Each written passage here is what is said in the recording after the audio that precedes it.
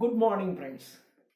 இந்த வீடியோவில் நாம் பார்க்க போகிறது ஜோனதன் ஸ்விஃப்ட் எழுதின கலிவர்ஸ் டிராவல்ஸ் என்கின்ற ஒரு நாவல். இந்த நாவலில் 4 பகுதிகள், 4 வாயேஜஸை இதில் இவர் டிஸ்கிரைப் பண்ணுறாரு. The first voyage to Lilliput. இந்த லில்லிபுட் அப்படிங்கிறது சின்ன சின்ன மனிதர்களாக இருக்கக்கூடிய ஒரு பகுதிக்கு இவர் போறாரு. That is voyage to Lilliput. ரெண்டாவது வாயேஜ் டு பிராப்டிங்னாக். இங்க மனிதர்கள் எல்லாம் இவரை விட பெருசா ஒரு 30 அடி ஒரு தென்னை மரம் உயரத்துக்கு இருப்பான். அது மாதிரி இருக்கக்கூடியது வாயேஜ் டு பிராப்டிங்னாக். மூணாவது voyage to Lilliput. Lilliput Japan, ஒரு 4 ஊர். இதுதான் voyage to Lilliput. Voyage to Laputa. இந்த லப்புட்டாங்கிறது அங்க இருக்கிறவன்லாம் பார்த்தீங்கன்னா ஒரே சயின்டிஸ்டா இருப்பான். அது இந்த சயின்டிஸ்ட்லாம் கிண்டல் பண்றதுக்காக இந்த ரினைசான்ஸ் மறுமலர்ச்சிக்கு அப்புறம் பார்த்தீங்கன்னா அறிவியல் வளர்ச்சி வந்துச்சு. அந்த அறிவியல் வளர்ச்சியை கிண்டல் பண்றதுக்காக இந்த வாயேஜை அவர் யூஸ் பண்ணிக்கிறாரு. இந்த வாயேஜ், இந்த லப்புட்டாவில் இருக்கவன்லாம் பார்த்தீங்கன்னா ஒரு விசித்திரமா செஞ்சுட்டு இருப்பான். குக்கும்பர், வெள்ளரிக்காய் சூரிய ஒளியிலிருந்து பச்சையத்தை எடுத்து, பச்சையம் குளோரோஃபில், பச்சையம் தயாரித்து அது தனக்கு வேணுங்கிற உணவை தயாரித்துக் கொள்கிறது தாவரங்கள். அப்போ சூரிய ஒளியிலிருந்து தாவரங்கள் தனக்கு வேணுங்கிறத எடுத்துக்குது. அப்போ இதிலிருந்து மறுபடியும் நம்ம சூரிய ஒளியை உற்பத்தி பண்ண முடியுமா? சூரிய ஒளியானது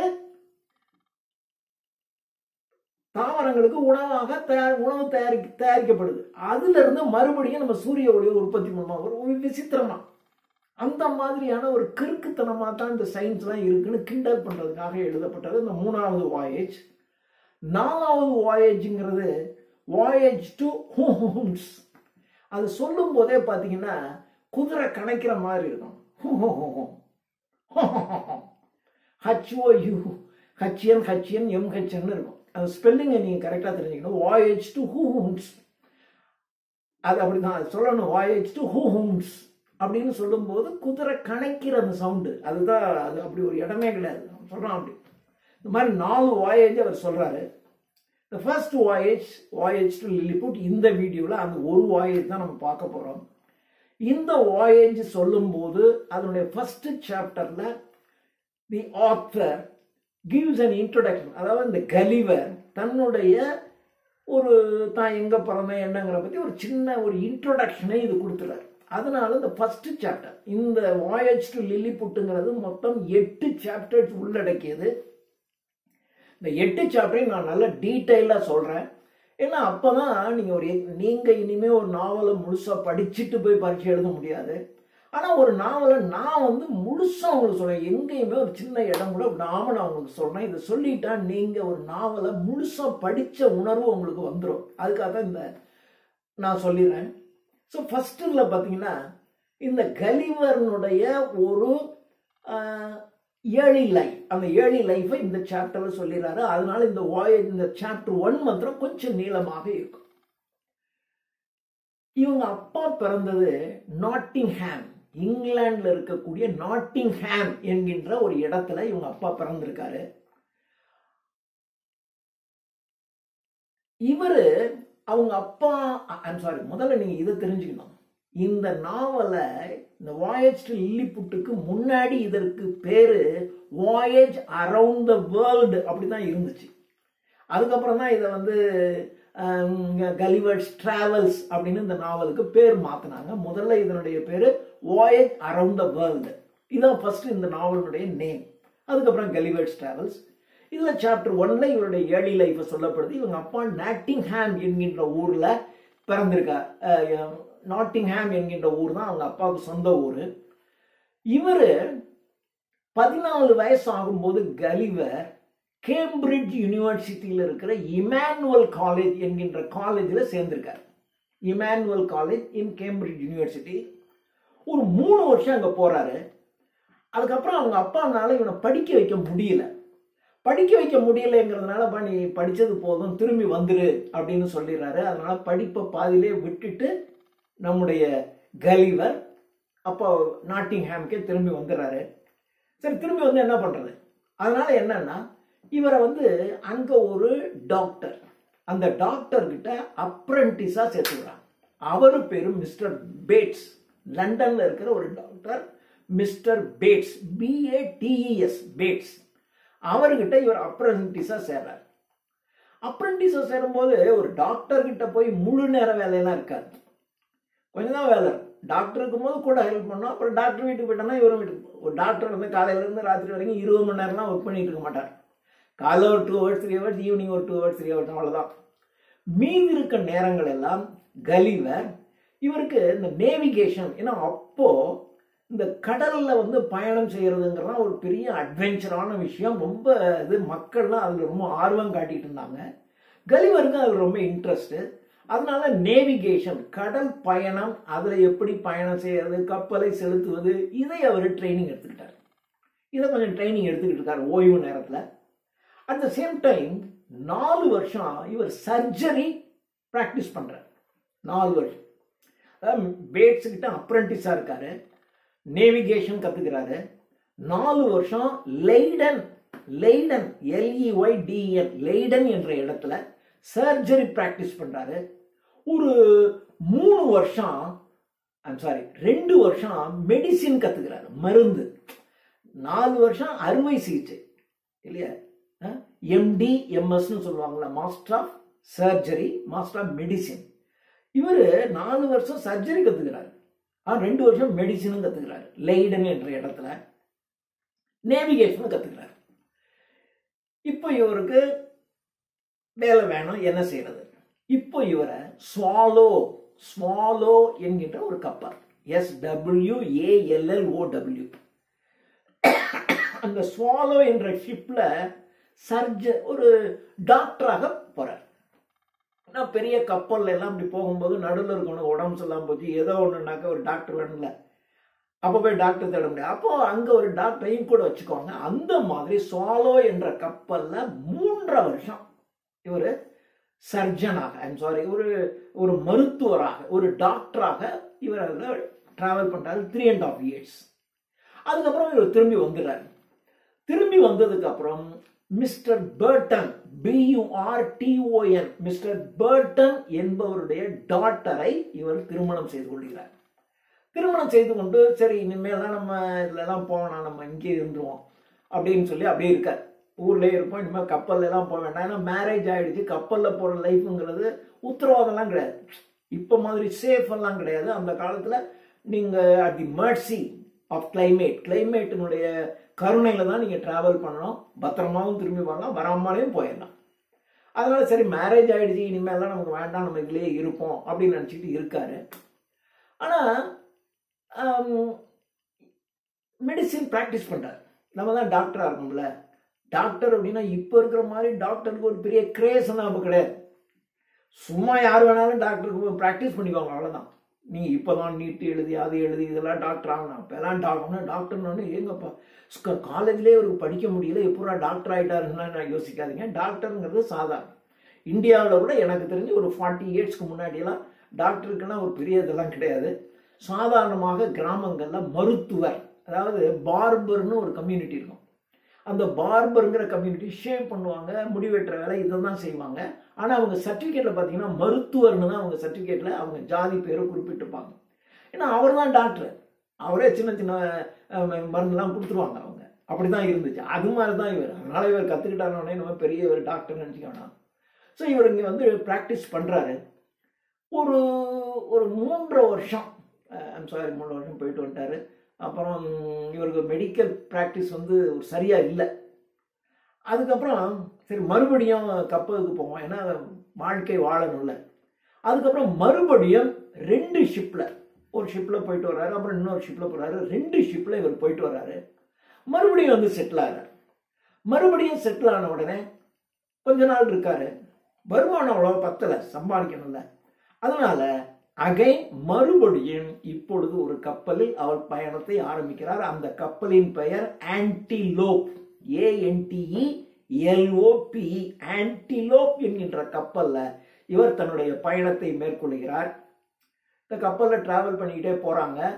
சவுத் சி, தென்கடல்ல இந்த கப்பல் பயணமாகுது. அப்போ ஒரு குறிப்பிட்ட இடத்துல வரும்போது ஒரு மாதிரி புயல் காற்று வீசுது.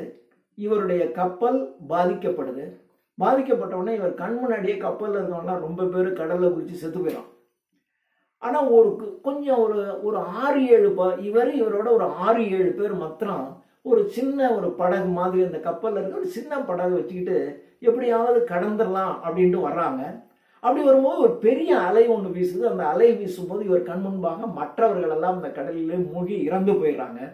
அப்ப இவர் மட்டும்தான். இவர் மட்டும் அப்படி பார்க்குறாரு. அங்க ஒரு லேண்ட் இருக்கு. அந்த லேண்டுக்கு பேரு டைமென்ஸ் லேண்ட். DIE tie. அந்த பேரே பாருங்க, டை செத்து போறது. டைமென் மனிதர்கள் இறந்து போகின்ற தீவு என்கின்ற மாதிரி அந்த பேரு.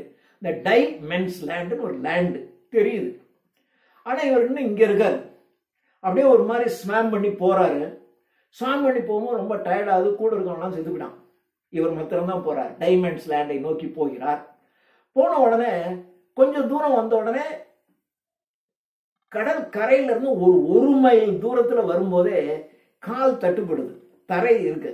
அப்புறம் ஒரு மாதிரி அப்படியே நடந்து 1 மைல் தூரம் அந்த கடல் அப்படியே நடந்து அப்படியே போறாரு. அந்த கடற்கரைக்கு போன உடனே ட்ரை லேண்ட் வந்துருது. ட்ரை லேண்ட் வந்த உடனே அப்படியே அவர் அங்கேயே, அதுக்கு மேல அவரால் நடக்க முடியல, பயங்கரமா டயர்ட் ஆயிடுச்சு. அதனால அங்கேயே அப்படியே படுத்துறாரு.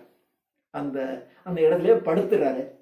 இவர் படுக்கும்போது இரவு 8 மணி, ராத்திரி 8, சாயங்காலம் 8 மணின்னு வச்சுக்கோங்களேன். 8 மணிக்கு அந்த ஊர்ல போய் அந்த கடற்கரையிலே அப்படியே படுத்துறாரு. நல்ல டயர்ட்னஸ், தூக்கம் ஹெவி. அடுத்த நாள் காலையில இவர் எழுந்து காலையில சூரியனுடைய ஒளியானது இவரோட முகத்துல படுது. அப்பதான் கண்ணை திறக்கிறார். கண்ணை திறந்து பார்த்தா, கண்ணை திறந்து உடம்பு அசைச்சா அசைக்க முடியல. அப்படியே ஒரு மாதிரி இருக்கு. என்னடா அப்படின்னு நினைக்கும் போது லெப்ட் லெக்ல இடது கால் பகுதியில யாரோ ஏறுறது மாதிரி இருக்கு. ஏதோ ஒண்ணு ஊர்ந்து மேல வர்ற மாதிரி தெரியுது. இவருக்கு ஆஹா என்னமோ அங்க இருக்கக்கூடிய ஒரு சின்ன ஊர்ந்து செல்லக்கூடிய ஏதோ ஒரு பூச்சி ஏதோ ஒன்று ஏறுதுரா அப்படிங்கிற மாதிரி நினைச்சுக்கிட்டே இருந்தாரு. அப்படியே லெப்ட் லெக்ல ஏறின அந்த உணர்வு கொஞ்சம் கொஞ்சமா வந்து அப்படியே இவர் செஸ்ட் கிட்ட வந்துருச்சு. செஸ்ட் கிட்ட வந்து இந்த சின், இந்த தாமங்கள் இப்படி படுத்திருக்காரு இல்லையா, இங்க வந்து நிக்கிறான் ஒரு ஆள் நிக்கிறான். அப்படியே அவன் ஒரு 6 இன்ச்சை விட குறைச்ச, அரை அடி, less than 6 inch, less than 6 inch இருக்கக்கூடிய ஒரு மனிதன் அப்படி வரலாம். மனுஷனுக்கு இருக்கிற எல்லாமே இருக்கான், ஆனா அரை அடி தான் இருக்கான்.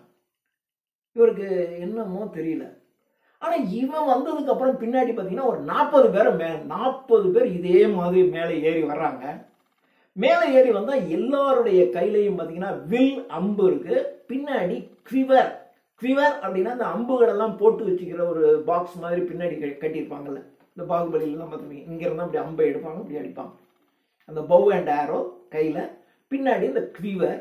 இதோட 40 பேர் அவனுக்கு பின்னாடி ஏறி வரான். எல்லாம் தன்னுடைய செஸ்ட்ல, இந்த சின்னுக்கு கீழே செஸ்ட்ல வரிசையா நிக்கிறான். வரிசையா நின்றுக்கிட்டு இவரை நோக்கி அம்பு எய்கிறதுக்காக ரெடியா இருக்கான். இவருக்கு ரொம்ப என்னடா இப்படி இருக்கு அப்படின்னு நினைக்கிறாரு. உடனே என்ன பண்றாருன்னா ஒரு சத்தம் பார்ப்பாரு, ஒரு சத்தம் போடுறாரு. சத்தம் போட்ட உடனே ஹீஸ் ரோரிங், அப்படி கத்துறாரு. கத்துற உடனே என்ன ஆயிடுச்சுன்னா கிடுன்னு அம்பெல்லாம் எய்ய ஆரம்பிச்சிட்டான். அம்பு எய்னா அந்த அம்பெல்லாம் பாத்தீங்கன்னா இவர் கையில ஏதோ ஊசி குத்துற மாதிரி இருக்கு. அப்புறம் சிலர் என்ன பண்றாங்கன்னா கையில ஈட்டி வச்சிருக்கான். அந்த ஈட்டியை வச்சு குத்துறோம். ஆனா அந்த ஈட்டி இவர் வந்து ஒரு ஜெர்கின் மாதிரி போட, ஏன்னா கடல்ல டிராவல் பண்றவர் இல்லையா, ஜெர்கின் மாதிரி ஒண்ணு போட்டிருக்காரு. அந்த ஜெர்கினை தொலைக்க கூட முடியல. ஆனா குத்துறான். அவன் குத்துறது தெரியுது ஈட்டினால. ஆனா ஒன்னும் அவரு உடல்ல டச் பண்ணவே இல்லை. ஏன்னா மேல இருக்க ஜெர்கினோடைய அந்த இது நின்று போச்சு. அப்படி இருக்கு. ஸ்பியர்னால குத்துறான். இவர் பார்த்தாரு, ஆஹா நம்ம ஏதாவது சத்தம் போட்டோம் கத்துனாக்க இவன் குத்துறாங்க. பேசாம இருந்தா அவன் பாட்டு மேல வந்தா இங்க நின்றுகிட்டு அப்படி அம்படிக்கிற மாதிரி நிக்கிறான். அவ்வளவுதான். சரி, இனிமே நம்ம ஆடக்கூடாது, அசையக்கூடாது, பேசாம இருப்போம்.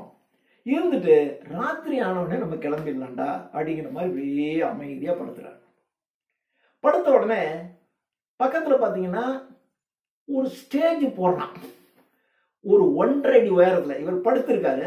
நம்ம படுத்திருக்கும் போது 1.5 அடி போட்டால் கிட்டத்தட்ட நம்மளுடைய முகத்துக்கு நேராக வந்துடும் இல்லையா. ஒரு 1.5 அடி உயரத்தில் சைடில் ஒருத்தன் கார்பெட் எல்லாம் கூட்டு வந்து ஸ்டேஜ் போட்டுக்கிட்டு இருக்காங்க. இவங்க இருக்கிறது 6 இன்ச்சுக்கு 1/2 அடியை விட கீழே. பட் இவங்களை விட 3 மடங்கு ஹைட்டு உள்ள 1.5 அடி உயரத்துக்கு ஒரு ஸ்டேஜ் போடுறாங்க. அந்த ஸ்டேஜ் போட்டோடனே அந்த ஸ்டேஜில் அரசு பெரிய பதவியில் இருக்கான் அப்படின்னு தெரியுது. அவனை பார்த்தாவே அப்படி ஒருத்தன் வரான். வந்து உட்காந்து ஒரு லெக்சர் கொடுக்குறான். நாங்கள் யார், இந்த நாடு எப்படிப்பட்டது, என்ன ஏதுன்னு ஒரு விழாவாரியாக ஒரு பெரிய லெக்சர் கொடுக்குறான். ஆனால் இவருக்கு ஒன்றும் புரியலை. ஏன்னா அவனுங்க லாங்குவேஜ் இவருக்கு புரியலை. ஆனால் முதல்ல கொஞ்சம் அசைச்சதுல கை மாத்திரம் கொஞ்சம் லேசாக மூவ் ஆகி வருது.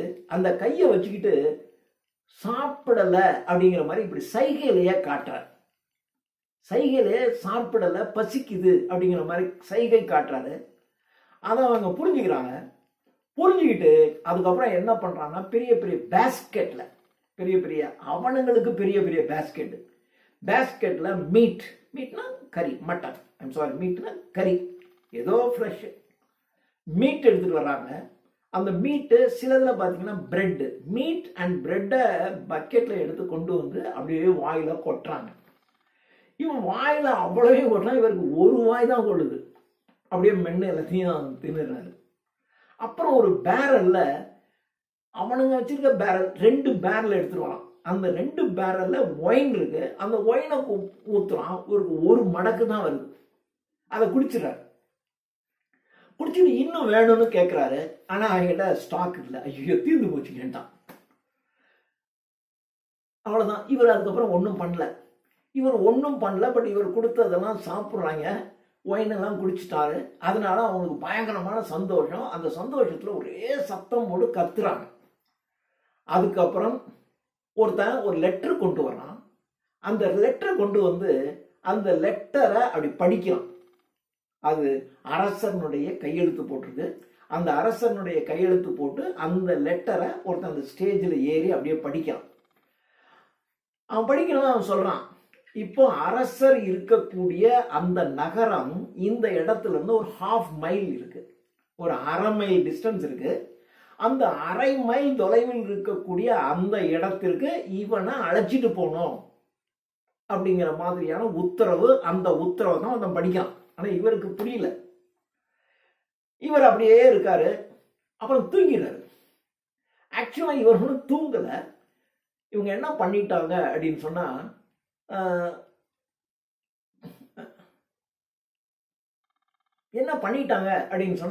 இந்த பிராண்ட் ஒயின் கொடுத்தான் பாருங்க. அந்த ஒயின்ல அந்த ஊர்ல இருக்கக்கூடிய ஒரு மயக்க மருந்தை கலந்துருக்காங்க. ஒரு ஸ்லீப்பிங் டோஸ் மாதிரி. அதை இவர் குடிச்சிடாரு. அதை குடிச்ச உடனே இவருக்கு நல்ல தூக்கம் வந்துடுது. நல்லா தூங்கிறாரு. இப்போ இவரை 1/2 மைல் தொலைவில் இருக்கக்கூடிய அந்த இடத்துக்கு இவரை அழைச்சிட்டு போகணும். இதுதான் பிரச்சனை. தூக்கிட்டு போகணும். இவன் நல்லா தூங்கிட்டு இருக்கட்டும் அப்படின்னு நல்லா தூங்குறாங்க. தூங்கின உடனே இவங்க பக்கத்துல இன்னும் தூங்க ஆரம்பிக்கல, வந்துருது. இப்போ அவன் படிக்கிறான். படிச்சு முடிச்ச உடனே இவங்க என்ன பண்றாங்கன்னா, சரி பரவாயில்ல, இவனுக்கு இந்த காயெல்லாம் பட்டுரும் இல்லையா, அந்த காயெல்லாம் பட்ட இடத்துக்கு கொஞ்சம் ஆயின்மெண்ட்லாம் தடவி விடுறாங்க. இவனும் பார்க்குறான். சரி ஏதோ இவனுங்க நல்ல ஆளுங்க தான் போல இருக்கு, ஒன்றும் செய்ய மாட்டான் அப்படின்ட்டு ஏதோ கொஞ்சம் ஆயின்மெண்ட்லாம் தடவுறாங்க. அப்படியே தூங்க ஆரம்பிக்கிறாரு. கிட்டத்தட்ட ஒரு 8 மணி நேரம் நல்லா தூங்கிறாரு. இந்த சமயத்துல ஒரு 500 கார்பெண்டர்ஸ், 500 கார்பெண்டர் இன்ஜினியர்ஸ் அவங்க வந்து இவரை அந்த 1/2 மைல் தொலைவில் இருக்க 1/2 மைல்னா லெஸ் தேன் 1 கிலோமீட்டர், 0.8 கிலோமீட்டர்னு அர்த்தம். 1 கிலோமீட்டருக்குள்ள அந்த இடத்துக்கு தான் இவர் அழைச்சிட்டு போகணும். நடந்து விடாம 4-8 போய் சேர்ந்துருவான். ஆனால் அவனுக்கு தெரியாதுல்ல இவங்க எப்படின்னு. அப்படியே அவங்க படுத்து தான் கிடக்குறாங்க. அவனை அப்படியே ஒரு வண்டி வச்சு கொண்டு போகணும். இவனை எந்த வண்டியில் வச்சு கொண்டு போகிறது? ஆனால் ஒரு 500 கார்பெண்டர் வரான், இன்ஜினியர்ஸ் வரான். எல்லாரும் சேர்ந்து உட்காந்து தரையிலிருந்து ஒரு 3 இன்ச்சு ஹைட்டு, ஏன்னா ரொம்ப ஹைட்டுனாங்க அவனை தூக்கி வண்டியில் வைக்க முடியாதுல்ல, அதனால ஒரு 3 இன்ச்சு ஹைட்டு, 7 அடி நீளம், ஏன்னா இவனுடைய லென்த்து, இவனுடைய ஹைட்டு பார்த்தீங்கன்னா 6 அடி.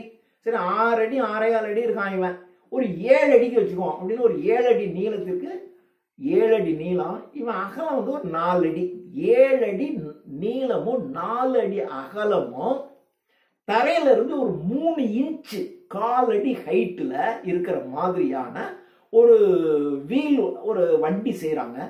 அந்த வண்டிக்கு 22 இடத்துல வீல்ஸ், 7 அடி நீளம், 22 இடத்துல வீல்ஸ் செய்கிறாங்க. வீல் சக்கரம் மாட்டுறாங்க, வண்டி செய்கிறான். 500 கார்பன்ஸ் வந்து செஞ்சிடறான் 8 ஹவர்ஸ்ல. அப்புறம் இந்த வண்டி இருக்கு பாருங்க, இந்த வண்டிக்கு 2 பக்கத்துலயும் 80 போல்ஸ், குச்சி, 80 பிளேசஸ் வந்து போல்ஸ் தயாரிக்கிறாங்க. போல்ஸ், குச்சி நடுறான்.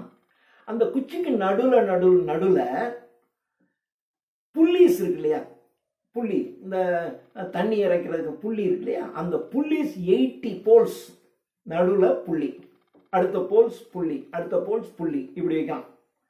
அதுல இருந்து கயிறு, அந்த கயிறை நம்ம கலிவரனுடைய உடல்ல கட்டுறாங்க. உடல்ல கட்டி கரெக்டா வச்சுக்கிட்டான். இப்போ எல்லாரும் சேர்ந்து அப்படியே லிஃப்ட் பண்ணி வண்டியில ஏத்தணும். இதுதான் செய்ய போறாங்க. ஸோ இந்த மாதிரி ஆகுது. அப்புறம் இது இழுத்துட்டு போகணும்ல, இழுத்துட்டு போறதுக்கு அரசர்கிட்ட சொல்லி ஒரு 1500 ஹார்சஸ், த பெஸ்ட் ஹார்சஸ், அவங்க ஹார்ஸ். அந்த ஹார்ஸே 4.5 அங்குலம் தான் இருக்கு. மனுஷனாவது 1/2 அடிக்கு கீழே இருக்கான், லெஸ் தேன் திஸ். ஒரு 4.5 inches ஹைட் இருக்கக்கூடிய குதிரை, இதையும் கொண்டு வராங்க. நல்ல எல்லாம் வந்துருச்சு. இப்போ அவரை அப்படியே அந்த வண்டியில ஏத்துறாங்க. ஏத்தி மெதுவா அந்த ஹார்ஸ் இழுத்துட்டு போகுது. எவ்வளவு தூரத்துக்கு? ஒரு 1/2 மைல் டிஸ்டன்ஸ் இருக்கிற இடத்துக்கு காலையில டிராவல் ஆரம்பிச்சிச்சு. அப்படியே டிராவல் பண்ணி போகுது. ஒரு இடம் போனோடனே இருட்டு வந்துடுது. அதான் நைட்டு ஸ்டே பண்ணிட்டு இவன் எங்கேயும் தப்பிச்சிடக்கூடாதுங்கிறக்கா இந்த பக்கம் ஒரு 500 பேர், அந்த பக்கம் ஒரு 500 பேர் காட்ஸ். தப்பிச்சிட்டான்னா அம்பு போட்டு கொல்லணும். 500 காட்ஸ் இந்த பக்கம் நிறுத்தலாம். நிறுத்திட்டு மறுபடியும் காலையில எழுந்திரிச்சோடனே மறுபடியும் வண்டி டிராவல் ஆகி கிட்டத்தட்ட அடுத்த நாள் மத்தியானம் 1.5 நாள் டிராவல் பண்ணி, அடுத்த அந்த 1/2 மைல் டிராவல் பண்ணி இவனை அப்படியே கொண்டு போய் அங்க ஒரு கோயில் ஒன்று இருக்கு, ஒரு டெம்பிள். அந்த கோயில்னாவே அந்த கோயிலுடைய கேட் என்ட்ரன்ஸ் வந்து பெருசா இருக்கும் இல்லையா, அந்த கோயிலினுடைய என்ட்ரன்ஸ் வந்து 4 அடி உயரம், 2 அடி அகலம். அவன் 6 இன்ச்சை விட குறைச்ச. ஸோ கிட்டத்தட்ட அவனுடைய ஹைட்ல 8 மடங்கு ஹைட்டு. அது மாதிரி 4 அடி உயரமும் 2 அடி அகலமும் உடைய ஒரு பெரிய கேட்டுடைய ஒரு பழைய டெம்பிள். அங்கதான் இவனை தங்க வைக்கிறதுன்னு முடிவு பண்றாங்க. அந்த மாதிரி அங்க கொண்டு போறாங்க. கொண்டு போகும்போதே இவனுடைய அப்படி அங்க கொண்டு போயிடறாங்க. கொண்டு போய் அங்க விடுறான். விட்டுட்டு இவனுடைய லெஃப்ட் ஃபுட் இருக்கு பாருங்க, இடது கால், அந்த இடது கால்ல மட்டும் ஒரு 91 செயின். 91ங்கிறத இவர் எப்படி சொல்லுறாருன்னாக்க 4 score and 11 chainsங்கிறார். 4 score and 11 chains. அதனால லெஃப்ட் லெக்க மட்டும் கட்டுறான். 4 ஸ்கோர்னா 4 20 80 பிளஸ் 11, அதான் 91 செயின்ங்கிறத அப்படி சொல்லுவார். 91 செயின்ஸை போட்டு லெஃப்ட் லெக்க கட்டுறான். அந்த செயின் எப்படா இருக்குன்னாக்க லேடிஸ் வாட்ச்க்கு பயன்படுத்துறாங்களே செயின், அந்த சைஸ் தான் ஒரு செயின். அந்த இதை போட்டு கட்டுறான். கட்டின உடனே இப்போ கோயிலினுடைய என்ட்ரன்ஸ் அங்க படுக்க வச்சுட்டாங்க. இப்போ அரசர் அந்த கோயிலினுடைய டரட் வால் இருக்கும்ல, டரட் வால், அந்த டரட் வால் அங்க இருந்து அரச குடும்பத்தில் இருக்கவங்க அப்படியே பார்க்கிறாங்க. இவர் பார்க்கறது அந்த டரட் வால்ங்கிற தரையில இருந்து 5 அடி உயரத்தில் இருக்கக்கூடிய, தரையில இருந்து 5 அடி உயரத்தில் இருக்கிற ஒரு டரட் வால்ல இருந்து அரசர் அதை பார்க்கிறார். அரசர் டரட் வால்ல இருந்து பார்க்கிறார். ஆனா இவரை வேடிக்கை பார்க்கறதுக்கு கிட்டத்தட்ட ஒரு 10,000 பேர் வந்துட்டான். 10,000 பேருக்கு மேல வந்து அப்படியே சுத்தி நின்று வேடிக்கை பார்க்கறான். வேடிக்கை பார்த்த உடனே இப்போ அரசர் வந்து என்ன பண்ணாருன்னா, சரி இந்த செயின்லாம் கட் பண்ணுங்க, நீ கோயிலுக்குள்ள போய் ரெஸ்ட் எடுத்துக்கலாம் அப்படின்னு சொல்றாங்க. கோயிலுக்குள்ள போய் நீங்க ரெஸ்ட் எடுத்துக்கலாம் அப்படின்னு சொல்றாங்க. ஏன்னா அரசர் வந்து அந்த டரட் வால் வந்து பார்க்குறாரு, இவனும் பார்க்குறான் அரசர் நிற்கிறது. அந்த முக்கியமான ஆட்களை தான் அந்த டரட் வாலில் நிற்கிறாங்க. ஜனங்கள் ஒரு 10,000க்கு மேலே கூடியிருக்கான். ஏன்னா ஒரு மவுண்டன் மேன், இவனுக்கு பேர் மவுண்டன் மேன் பேர், ஒரு மவுண்டன் மேன் வந்திருக்கான்டான் அப்படின்னு பார்க்கறதுக்கு 10,000க்கு மேலே மக்கள் இருக்காங்க, எல்லாரும் கூடியிருக்காங்க. இப்போ இவன் மேலே கொஞ்சம் இவன் மற்ற செயின்ஸ், அதாவது இந்த லெஃப்ட் லெக்ல இருக்கக்கூடிய செயினை மாத்திரம் வச்சுக்கிட்டு மற்ற செயின்லாம் கட் பண்ணிடுறாங்க. கட் பண்ணிட்டு நீ அது அப்படின்னோட இவன் அதுக்குள்ள அந்த டெம்பிள் கேட்டுக்கு உள்ளுக்குள்ள இவர் அப்படியே தவழ்ந்து உள்ளுக்குள்ள போய் அப்படி உள்ளுக்குள்ள போய் எழுந்திரிச்சிக்கலாம். அந்த மாதிரி இவர் போயிடுறாரு. உள்ள போய் அப்படியே கொஞ்ச நேரம் நல்லா ரெஸ்ட் எடுக்கிறாரு. ரெஸ்ட் எடுத்துட்டு அப்புறம் இவர் பார்க்குறாரு அந்த ஊர் எப்படி இருக்குன்னு பார்க்குறாரு. அப்படியே அங்கே ஒரு பெரிய கார்டன் இருக்கு. அந்த கார்டன் பூரா மலர்கள் பூத்திருக்கின்றன. அந்த பூத்திருக்கின்ற மலர்கள் பார்ப்பதற்கு பெட் ஆஃப் ஃப்ளவர்ஸ், அதாவது ஒரு படுக்கை. நம்ம அங்கே வந்து அவன் பெரிய தோட்டங்கிறான். அந்த தோட்டங்கிறது எப்படி இருக்குன்னாக்கா, நம்ம வீட்டு கட்டில் இருக்கு இல்லையா, அந்த கட்டில் சைஸ் தான் அவனுக்கு பெரிய தோட்டம். அந்த தோட்டத்தில் இருக்கக்கூடிய மலர்களெல்லாம் பார்க்கும்போது ஏதோ ஒரு பெட்டில் மலர்களை போட்டு வைத்திருக்கிற மாதிரி தெரிகிறது. அங்கே இருக்கக்கூடிய மரங்கள் எல்லாம் அதில் ஹையஸ்ட் ட்ரீயே 7 அடி, மிக உயரமான மரம்னு அவன் நினைக்கிற மரம் வந்து 7 அடி ஹைட் இருக்கு. அதாவது இவரை விட கொஞ்சம் ஹைட்டு கூட, இவ்வளோதான் ஒரு மரம் இருக்கு, 7 அடி ஹைட்டில் இருக்கு. இவர் காலையில் எழுந்திரிச்ச உடனே அந்த காலை கடன்களை கழிக்க வேண்டும்.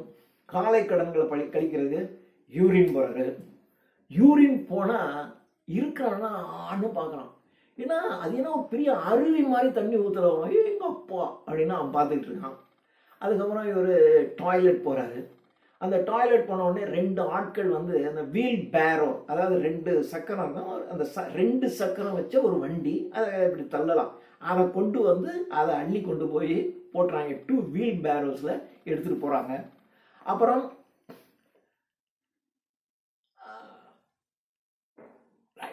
இப்போ எம்பரர் பார்க்க வர்றார். அவர் நல்ல எம்பரர் வந்து நல்ல ஒரு அவருடைய ராஜ குதிரையில் அப்படியே வராரு, பார்க்கறதுக்கு வராரு. எம்பரர் வரும்போது கொஞ்சம் தூரம் வந்த உடனே எம்பரனுடைய குதிரை இருக்கு பாருங்க, அது பயந்து போச்சு. ஏன்னா இவன் இருக்கிற ஹைட்டுக்கு இவன் நடந்து வர்றான். நடந்து வரும்போது ஒரு மவுண்டன் நடந்து வர்ற மாதிரி இருக்கு. ஸோ இது மூவிங் மவுண்டன், ஏன்னா ஒரு மவுண்டனே நடந்து வருது அப்படின்னு பார்த்து அந்த குதிரை பயந்து போய் ஏன்னா 2 காலை இப்படி தூக்கி தூக்கி பண்ணுது. ஆனால் அந்த கிங் வந்து சின்ன வயசுல ஒரு மாதிரி அந்த குதிரை ஏற்றத்தில் நல்ல பயிற்சி எடுத்துக்கிட்டதுனால விழலை, இல்லைன்னா விழுந்துருவான் அப்படின்னு சொன்னாரு. அப்படியே விழலை, அப்படியே கொண்டு வந்துடுறாங்க. அப்புறம் அரசர் ஒரு மாதிரி கீழே விழாம சமாளிச்சு கொண்டு வந்துடுறாங்க. வந்த உடனே இங்கே பார்த்த உடனே இப்போ இது மார்னிங், இவன் டாய்லெட்டும் போயிட்டான். இப்போ இவனுக்கு பசிக்கும் இல்லையா, சரி இவனுக்கு சாப்பிட்றதுக்கு கொடுங்க அப்படின்னோடனே மறுபடியும் அதே மாதிரி பேஸ்கெட் ஃபுல் ஆஃப் ஃபுட்டு, அப்புறம் 10 பேரல்ஸ் ஆஃப் ட்ரிங்க்ஸ் கொண்டு வந்து கொடுக்குறாங்க. கொடுத்து இவனுக்கு கொடுக்கப்படுது, இவன் குடிச்சிடறான். அதுக்கப்புறம் ராஜாவை பார்க்குறான். இந்த டிஸ்கிரிப்ஷன் ஆஃப் த கிங் எப்படி இருக்கான் அப்படின்னு பார்த்தா, அரசர் பார்க்கறதுக்கு மற்றவர்களை விட கொஞ்சம் உயரமா இருக்கான். எவ்வளோ ஹைட்டுடனா, ஒரு நெயில் இருக்குல்ல, அந்த நெயில் மற்ற மக்களை விட ஒரு நெயிலினுடைய ஹைட்டு கூட, அவ்வளோதான். மற்றபடி ஒரு அரசி மற்றவங்களெல்லாம் பார்க்கும்போது பார்த்தீங்கன்னா அவங்களுடைய அந்தஸ்திற்கு தகுந்தாற்போல் ஒரு நல்ல ட்ரெஸ் அணிஞ்சிருக்காங்க. அரசரும் பார்த்தீங்கன்னா நிறைய ஆபரணங்கள் ட்ரெஸ் எல்லாம் அணிஞ்சிருக்காரு. அரசருக்கு அந்த தலையில கிரீடம் வைக்கப்பட்டிருக்கிறது. அந்த கிரீடம் தங்கத்தினால் ஆனது. அதில் நிறைய விலை உயர்ந்த கற்கள் பதிக்கப்பட்டிருக்கின்றன. அவருக்கு மேலே பார்த்தீங்கன்னா அந்த இறகு இருக்கும்ல, ஒரு அரசருக்குன்னா அந்த இறகு இருக்கும், அந்த இறகு வைத்திருக்கிறார். அவருக்கு ஒரு கத்தி இருக்கு. அந்த கத்தி வந்து ஒரு 3 அங்குலம் தான், 3 inches. ஏன்னா இவன் 6 அடி 6 அங்குலம், அவன்கிட்ட இருக்கக்கூடிய கத்தி 3 inches இருக்கு. அந்த 3 inches அந்த கத்தி சொருகிறதுக்கு வச்சிருக்காங்களே அந்த ஸ்கேபர்டு, அந்த கத்தி இப்படி சொருகிறதுக்கு வைத்திருக்கிறது, அதுக்கு பேர் ஸ்கேபர்டுன்னு பேர், SCABBARD. அந்த ஸ்கேபர்டும் பார்த்தீங்கன்னா தங்கத்தினாலாகி நல்ல விலை மதிப்பற்ற கற்கள் அதில் பதிச்சு வச்சிருக்காங்க. அந்த ஸ்கேபர்டுக்குள்ள தான் இவர் தன்னுடைய கத்தியை சொருகி வச்சிருக்கிறார். அப்புறம் பார்க்கறதுக்கு மக்களுடைய கூட்டம் நிறைய வந்துருச்சு. நிறைய பேர் மக்களை பார்க்கறதுக்கு வந்துட்டாங்க. வந்தவுடனே ஒரே கசம்ட்டு இருக்காரு. அரசர் பார்த்து கொண்டிருக்கிறார். இப்போ அந்த வந்த கூட்டத்தில் இருக்கவன்ல கொஞ்சம் மிஸ்chievous-ஆ இருப்பான். அதுல சிலர் என்ன பண்ணிட்டான்னா, ஒரு வில் அம்பு வச்சு இந்த நம்ம கலிவர் மேல ஒரு அம்பு விடுறான். அம்பு விட்டுட்டு அவனுக்கு ஓன்னு ஒரே சத்தம். அரசருக்கு திடீர்னு கோவம் வந்துருச்சு. யாரா அந்த மாதிரி கலாட்டா பண்ணது அப்படின்னு பாக்குறாரு. அதுல ஒரு 6 பேரை பிடிச்சு கொண்டு வந்துட்டாங்க. இவங்க தான். ஏன்னா அரசர் பார்த்து கொண்டு இருக்கிறார். அரசர் பார்க்கும்போது இந்த மேன் மவுண்டன் மேல ஒருத்தன் அம்பு எறிகிறான் அப்படின்னா யாராதுன்னு பிடிக்கிறாங்க. பிடிச்ச உடனே அரசு சிப்பாய்கள் போய் அந்த ஆட்களை பிடிச்சு கொண்டு வரான். அதுல 6 பேரை பிடிச்சு கொண்டு வந்தாங்க. பிடிச்சு கொண்டு வந்தோன்னா அரசருக்கு ரொம்ப கோவம். நான் இருக்கேன், ஏன் உத்தரவு இல்லாம நீ எப்படி பண்ணலாம் அப்படின்னு சொல்லி இவருங்க அந்த 6 பேருக்கும் தண்டனை கொடுக்கணும். அந்த நாட்டில் தண்டனை என்பது ரொம்பவும் கடினமானது. தண்டனைனா டெத்து தான். சரி, இந்த 6 பேரை கொல்லணும். நேரம் 6 பேரையும் பிடிச்சி இந்த மேன் மவுண்டன் கொடுத்து கலிவர்ட்ட கொடுத்து நீங்க இவனுக்கு என்ன தண்டனை வேணாலும் கொடுக்கலாம் அப்படின்னு சொல்லி இந்த 6 பேரையும் மேலே ஏற்றி விட்டாங்க. 6 பேரையும் நம்ம கலிவர் அப்படி கையில பிடிக்கிறார். 6 பேரையும் பிடிச்சிட்டாரு. சுத்தி இருக்கவன்னா திகில் ஆயிட்டான். ஏன்னா அது 6 மனுஷன் கையில பிடிச்சிட்டார். கையில பிடிச்சி அதுல ஒரு 5 பேரை தூக்கி பாக்கெட்ல போட்டார். ஒரே ஒருத்தன் இருக்கான். அந்த ஒருத்தனை மாத்திரம் கடிக்க போய் கடிச்சு திங்கிற மாதிரி இப்படி போறாரு. அவன் கத்திட்டான். ஏன்னா வேற மாதிரி செத்தாலும் பரவாயில்ல, இவனை தின்னுடுவான் போல இருக்கேன்னு சொல்லி அப்படிங்கிறாரு. அப்புறம் கடிக்கல, அப்படியே எடுத்து கீழே விட்டு இந்த 5 பேரையும் எடுத்து கீழே விட்டு போங்க அப்படின்னு சிரிச்சுக்கிட்டே விட்டார். அவனுங்க அப்பதான் உயிரே வந்துச்சு. எங்க அப்பா என்னடாது அப்படின்னு சொல்லி அப்புறம் அவங்க இறங்கி போயிடுறாங்க. போன உடனே ரைட், இப்போ அந்த க்ரௌட்ஸ் எல்லாம் அப்படியே கலைஞ்சிருது. கலைஞ்ச உடனே இப்படியே ஒரு 15 நாட்கள் இவர் அங்க அந்த கோயில்ல தான் தங்கியிருக்காரு. 15 நாட்கள் இருக்காரு. தரையில தான் படுத்திருக்காரு. உடனே அதுக்கப்புறம் தரையிலே படுத்து கிடக்கணும். தரையில படுக்க முடியாதுல்ல. அப்புறம் என்ன பண்ணாங்கன்னா இவங்க வந்து ஒரு 600 பெட்டு, அவங்களுக்கு 600 பெட்டு, அந்த 600 பெட்டை ஒன்னா சேர்த்து ஒரு பெரிய பெட்டு தயாரிக்கிறாங்க இவங்களுக்காக. அதே மாதிரி அவர்கள் பயன்படுத்துகிற பிளாங்கெட் இருக்கு இல்லையா, போர்வை, அந்த போர்வையில் ஒரு 100 பிளாங்கெட்ஸ், அந்த 100 பிளாங்கெட்ஸை ஒன்னா ஜாயின் பண்ணி ஒரு பெரிய பிளாங்கெட் இவருக்கு தயார் பண்ணி கொடுக்குறாங்க. கொடுத்த உடனே இவர் போத்திக்கிறாரு. அப்புறம் இவருக்கு தினசரி உணவு கொடுக்கப்படுது. உணவு கொடுத்த உடனே இல்லை, இப்போ இது மாதிரி இதெல்லாம் தயாராகுது. தயாரானோட இதுக்கு ரொம்ப செலவாகுது. மக்களும் வந்து தினம் கூட்டமாக வரணும். அரசர் பார்த்தாரு, சரி கொஞ்சம் பணம் வந்தால் தான் சரி பண்ண முடியும்ட்டு அவருக்கு பக்கத்துல 5 யார்டுனா 15 அடி, 15 அடி டிஸ்டன்ஸ்ல இருந்து அவரை பார்க்கறதுனா பர்மிஷன். அதுக்கு இவ்வளவு காசு டிக்கெட் போட்டாங்க. 5 யார்டு 5 யார்ட்ஸ் டிஸ்டன்ஸ்ல இருந்து இந்த மேன் மவுண்டனை நீங்க பார்க்கணும் அப்படின்னா அதுக்கு இவ்வளவு கட்டணம் அப்படின்னு சொல்லி கட்டணம் வைக்கிறாங்க. அந்த கட்டணம் வைக்கணும்னா அதை இது பண்ணி அந்த கட்டணத்தை வாங்கி இவருக்கு வேணுங்கிற பெட்டு தயாரிக்கப்படுது. இவருக்கு வேணுங்கிற பிளாங்கெட்ஸ்லாம் தயார் பண்ணி கொடுக்கப்படுகிறது. அப்படி ஆயிருக்கு. இப்போ அரச சபையில ஒரு டிபேட் நடக்குது. இந்த ஆளை என்ன பண்றது? இந்த மேன் 15 நாள் ஆச்சு. 15 நாள் ஆச்சுனாக்க ஏகமா சாப்பாடு செலவாகுது, ஏகமா ட்ரிங்க் செலவாகுது. இவன் ஒரு ஆளுக்கு என்ன பண்றது அப்படின்னு சொல்லி இப்போ ஒரு டிபேட் நடந்து இப்படியே கொஞ்சம் கொஞ்சமா போச்சு அப்படின்னு சொன்னா கொஞ்ச நாள்ல நம்முடைய நாட்டில் ஃபெமைன், பஞ்சம் வந்துடும் அப்படிங்கிற மாதிரி எல்லாரும் பேசுறாங்க. சரி, பஞ்சம் வந்துடுது, அப்ப என்ன பண்ணலாம் அப்படின்னு சிலர் என்ன பண்றாங்கன்னா, பேசாம இவரை உணவுல பாய்சனை கொடுத்து கொன்னுடலாம், பாய்சன் பண்ணிடலாம் அப்படின்றாங்க. பாய்சன் பண்ணி இவன் செத்து போயிட்டான்னா இவன் உடம்பை எப்படி டிஸ்போஸ் பண்றது? அதுவும் உடல்ல விஷம் இறங்கியிருக்கு.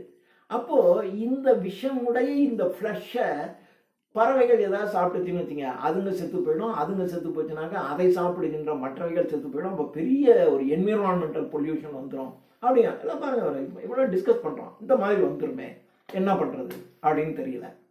சரி பரவாயில்ல, இப்போதைக்கு ஒன்றும் வேண்டாம், இவரை கவனிச்சுக்கிறது ஒரு 600 பேர் அப்படின்னு சொல்லி, சரி இவரை ஒன்றும் கொல்ல வேணாம், இருக்கட்டும் இவரு இவர் இருக்கட்டும், சில விஷயங்களுக்கு நமக்கு நல்லா பயன்படுவார் அப்படின்னு சொல்லி இவனை இருக்கட்டும்னு வச்சுக்கிறாங்க.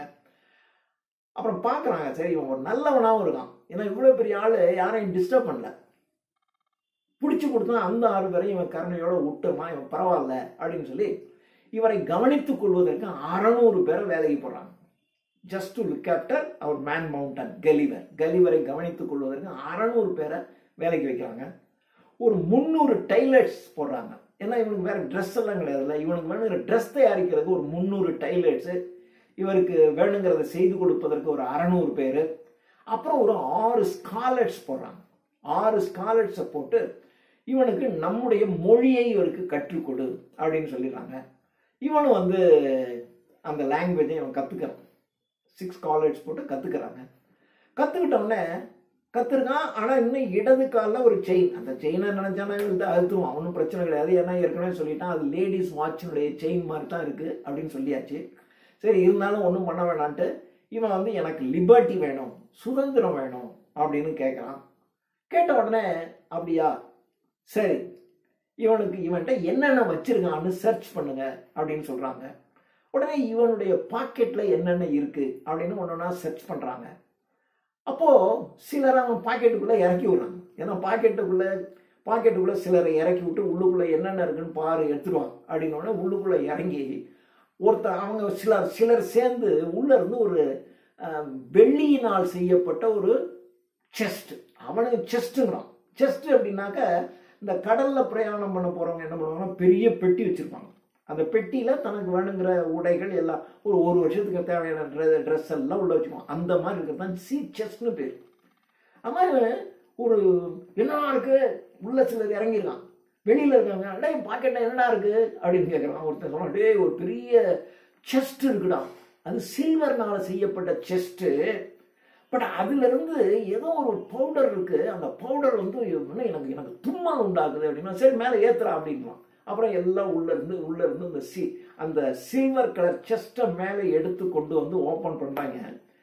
இது இவர் வந்து மூக்குப்பொடி டப்பா, மாடு பயன்படுத்துகிற ஒரு சில்வரில் ஒரு மூக்குப்பொடி டப்பா வச்சுருப்பாரு, அதுக்குள்ளே மூக்குப்பொடி இருக்கும், அந்த மூக்குப்பொடியை போட்டுப்பாரு. அது அவனுங்களுக்கு பயங்கரமாக தும்மலை உண்டாக்கிடுச்சு, அதுதான் உள்ளே இருக்குது. சரி அப்புறம் வேற என்னடா இருக்குது அப்படின்னு உள்ளே இருந்தால் ஒரு கோம்பு, இவர் சீப்பு ஒன்று பயன்படுது. அது வந்துங்க ஒரு பெரிய இது இருக்குது, ஒரு மரம் இருக்குது, அந்த மரத்தில் பார்த்தீங்கன்னா ஒரு 20 போல்ஸ் இருக்குங்க. அந்த பல்லு ஒரு மரம் இருக்குது, அந்த மரத்தில் பார்த்தீங்கன்னா ஒரு 20 போல்ஸ் இருக்குது, அது வச்சுருக்காருங்க. அப்புறம் இவர் ஒரு பிஸ்டல் ஒன்று வச்சுருக்கான், அது அவனுங்களுக்கு பிஸ்டல்னு தெரியல. அப்புறம் வேற ஒன்று ஒரு ஹாலோ அயன் ராட் இருக்குது, அந்த ஹாலோ அயன் ராடு வந்து ஒரு உட்டன் ராடில் ஃபிக்ஸ் பண்ணியிருக்கு, அது ஒன்று இருக்குது, அதை எடுத்துகிட்டு வரான். அப்புறம் ஒரு ஸ்வர்ட், அவன் ஒரு கத்தி ஒன்று வச்சிருக்கான். அந்த கத்தி இவனுங்களுடைய ஹைட்டில் 5 ஆளுங்களுடைய ஹைட்டு, 5 ஆளுங்களுடைய ஹைட் இருக்கு.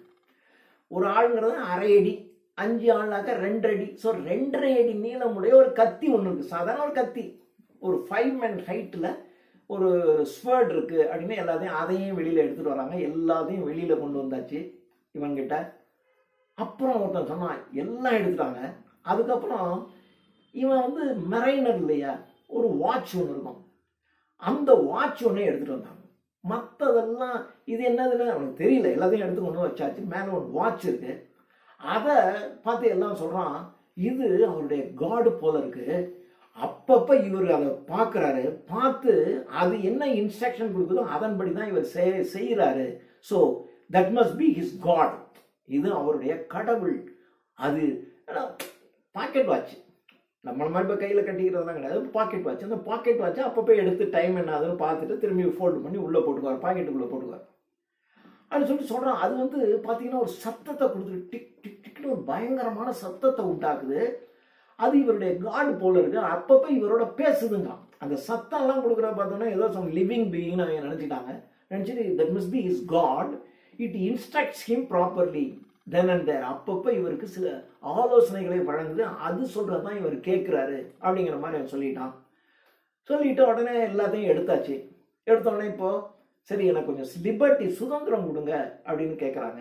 கொடுத்த உடனே ஓகே சரி கொடுக்கலாம் அப்படின்னு சொல்லிட்டு கொடுக்குறாங்க. ஓகே ஸோ உனக்கு யூ கெயின் லிபர்ட்டி, உனக்கு லிபர்ட்டி கொடுத்தாச்சு அப்படின்றாங்க.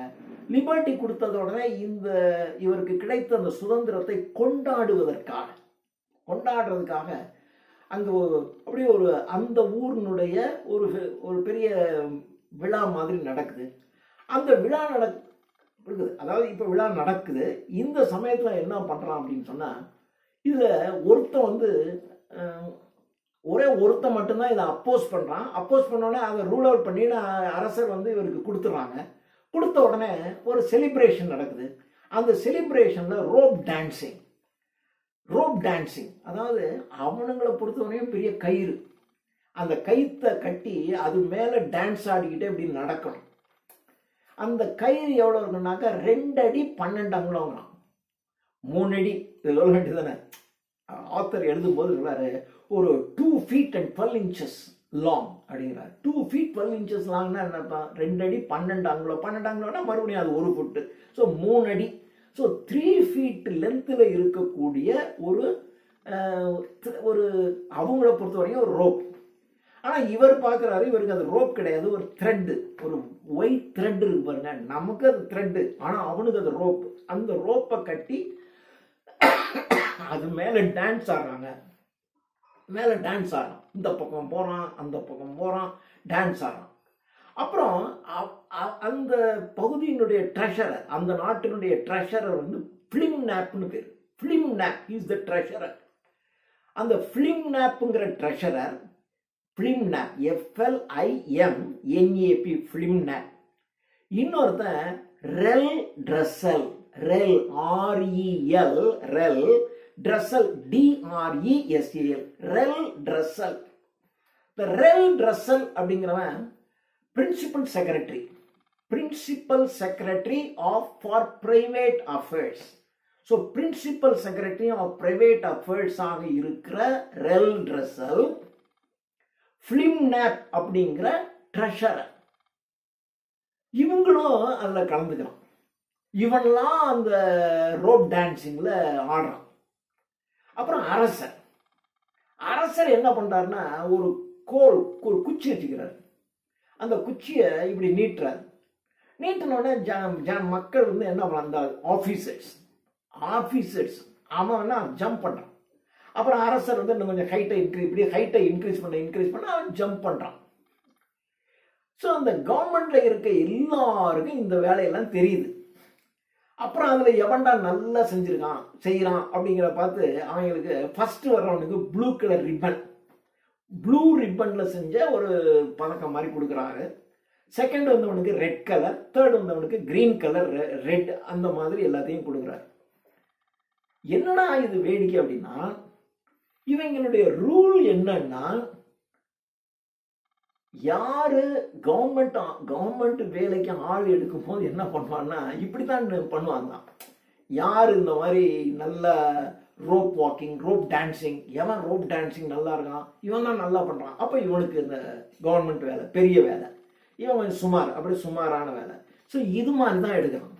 அதனாலதான் இந்த ட்ரெஷரர்னு சொல்லக்கூடிய இந்த ஃபிலிம்நாப்ங்கிறவன் அந்த principal secretary of state private affairs இருக்கு பாருங்க, அவன் ரெல் ட்ரெஸ்ஸல்னு சொன்ன பாருங்க, அவன் இவன்லாம் இதுல எக்ஸ்பர்ட்டா இருக்கான். எப்படி அவங்க இவ்வளவு எக்ஸ்பர்ட்டா இருக்காங்கன்னா, இவங்கெல்லாம் இப்படி எக்ஸ்பர்ட்டா இருந்ததுனால தான் அந்த போஸ்ட்டுக்கே வந்திருக்கான். ஸோ இப்படிதான் அவங்க தேர்ந்தெடுக்கிறாங்க. நம்மள மாதிரி ஒரு TRB எக்ஸாமினேஷன் வைக்கிறேன், TNPSC எக்ஸாமினேஷன் வச்சு உங்க நாலேஜ் எல்லாம் டெஸ்ட் பண்ணல, உங்களுக்கு ஒழுங்கா ஆட தெரியுமா, இந்த மாதிரி ஒரு ரோப் வாக்கிங் தெரியுமா, ரோப் டான்சிங் ஆட தெரியுமா, ரோப்ல ஒரு இடத்துல இருந்து ஒரு இடத்துக்கு நடக்க தெரியுமா, இதெல்லாம் தெரிஞ்சு ப்ளூ, ரெட், கிரீன் அந்த ரிப்பன்ல நீங்க வாங்கியிருந்தீங்கன்னா உங்களுக்கு கவர்மெண்ட் ஜாப். இப்படிதான் அவன் கொடுத்துருக்கான். இப்படிதான் அந்த வேலை அங்க வாங்கியிருக்காங்க. இப்படி போகுது. இப்போ அதாவது இன்னும் லிபர்ட்டி கொடுக்கல, லிபர்ட்டி கேட்டிருக்கான். அது ஒருத்தன் தான். சரி, ஒரு நாள் நாங்கள் டிஸ்கஸ் பண்ணி சொல்றோம் உனக்கு லிபர்ட்டி கொடுக்கறத பத்தி. We discuss about is liberty அப்படின்னு சொல்லிடுறாங்க. இப்படி சொல்லும் போது இதுல ஒரே ஒருத்தன் தான், Skyresh, SKY Skyresh, RAS Skyresh Bolgolam, BOLGOLM. So Skyresh Bolgolam, Bolgolam மட்டும் வச்சுக்கலாம். இந்த ஸ்கைராஷ் போல்கலாம்ங்கிற ஒருத்தன் மட்டும்தான் இதை அப்போஸ் பண்றான். இதெல்லாம் உனக்கு லிபர்ட்டி கொடுக்க வேண்டாம் அப்படிங்கிறான். ஆனா அரசருக்கு வந்து கொடுக்கணுங்கிற மூடு வந்துருச்சு. ஏன்னா அவன் நல்லவனா இருக்கான், ஒன்றும் செய்யல. சரி உனக்கு கொடுத்துட்றோம், உனக்கு லிபர்ட்டி. ஆனா 2-3 கண்டிஷன் இருக்கு. இந்த கண்டிஷனுக்கு உட்பட்ட உனக்கு லிபர்ட்டி கொடுக்கணும். எங்களுடைய நாட்டுல இந்த நாட்டினுடைய சர்க்கம்ஸ்டன்சஸ் 12 மைல்ஸ். இவன் நாடு சொல்றான், எங்களுடைய நாடு மிகப்பெரிய நாடு. எவ்வளோடா சுற்றளவுனா 12 மைல் சுற்றளவு. 12 மைல் அப்படின்னாக்க கிட்டத்தட்ட 32 கிலோமீட்டர். இதுதான் இவனுடைய சர்க்கம்ஸ்டன்ஸ், சுற்றளவு இந்த நாடு. இந்த 12 மைல் சர்க்கம்ஸ்டன்சஸ்குள்ள நீங்க எங்க வேணாலும் போகலாம் வரலாம். ஆனா ஒண்ணு, நீ என்ன பண்ணணும் அப்படின்னு சொன்னா, எங்களுடைய பெர்மிஷன் இல்லாமல் தலைநகரத்திற்கு வரக்கூடாது. இந்த நாட்டினுடைய தலைநகரம், அதுக்கு பேர் மெட்ரோபாலிஸ்னு சொல்லலாம். இந்த metropolis, that is the capital of the city, metropolis. Metropolis கால் அது அங்க நீ வரக்கூடாது. அங்க வரணும் அப்படின்னா, அதாவது இந்த நாட்டை விட்டு முதல்ல நீ எங்கேயும் போகக்கூடாது, ஒரு கண்டிஷன். 2வது கண்டிஷன், மெட்ரோபாலிஸ்க்கு வரணும் அப்படின்னா எங்ககிட்ட நீ இன்ஃபார்ம் பண்ணணும். இன்ஃபார்ம் பண்ணி 2 மணி நேரத்துக்கு முன்னாடியே எங்களுக்கு நான் அது மாதிரி அங்கே வரப்போறேன்னு சொல்லிடணும். அப்போ நீ வரப்போறேன்னு சொல்லிட்டா உடனே என்ன பண்ணுவாங்கன்னா, இது மாதிரி மேன் மவுண்டன் இங்கே வரப்போறாரு, அப்போ எல்லாரும் அவங்கவுங்க வீட்டுக்குள்ள ஒழிஞ்சிங்க. ஏன்னா இவங்க பாட்டுக்கு வரும்போது யாராவது காலில் மிதிச்சிட்டாங்கன்னா என்னடா பண்றது அப்படிங்கிற மாதிரி அப்படி பண்ணிக்கணும் அப்படின்னு சொல்லிட்டு, இது 2வது கண்டிஷன். முதல் கண்டிஷன், எங்களுடைய பெர்மிஷன் இல்லாமல் எங்கள் நாட்டை விட்டு போகக்கூடாது. எங்கள் நாடு இது மாதிரி 12 மைல்ஸ் சர்க்கம்ஃபரன்ஸ் உடைய இந்த நாட்டை விட்டு நீ வெளியே போகக்கூடாது. 2வது, மெட்ரோபாலிஸ்க்கு நீ வரணும்னா 2 மணி நேரத்துக்கு முன்னாடியே எங்களுக்கு வந்து தகவல் சொல்லிடணும், நான் வரப்போறேன் அப்படின்னு நீங்க தகவல் சொல்லிடணும். அதுக்கப்புறம் 3வது, பக்கத்தில் இருக்கக்கூடிய நாடு பிளஃபஸ்கியூ அப்படின்னு பேர். BLE BLEFUSCU பிளஃபஸ்கியூ.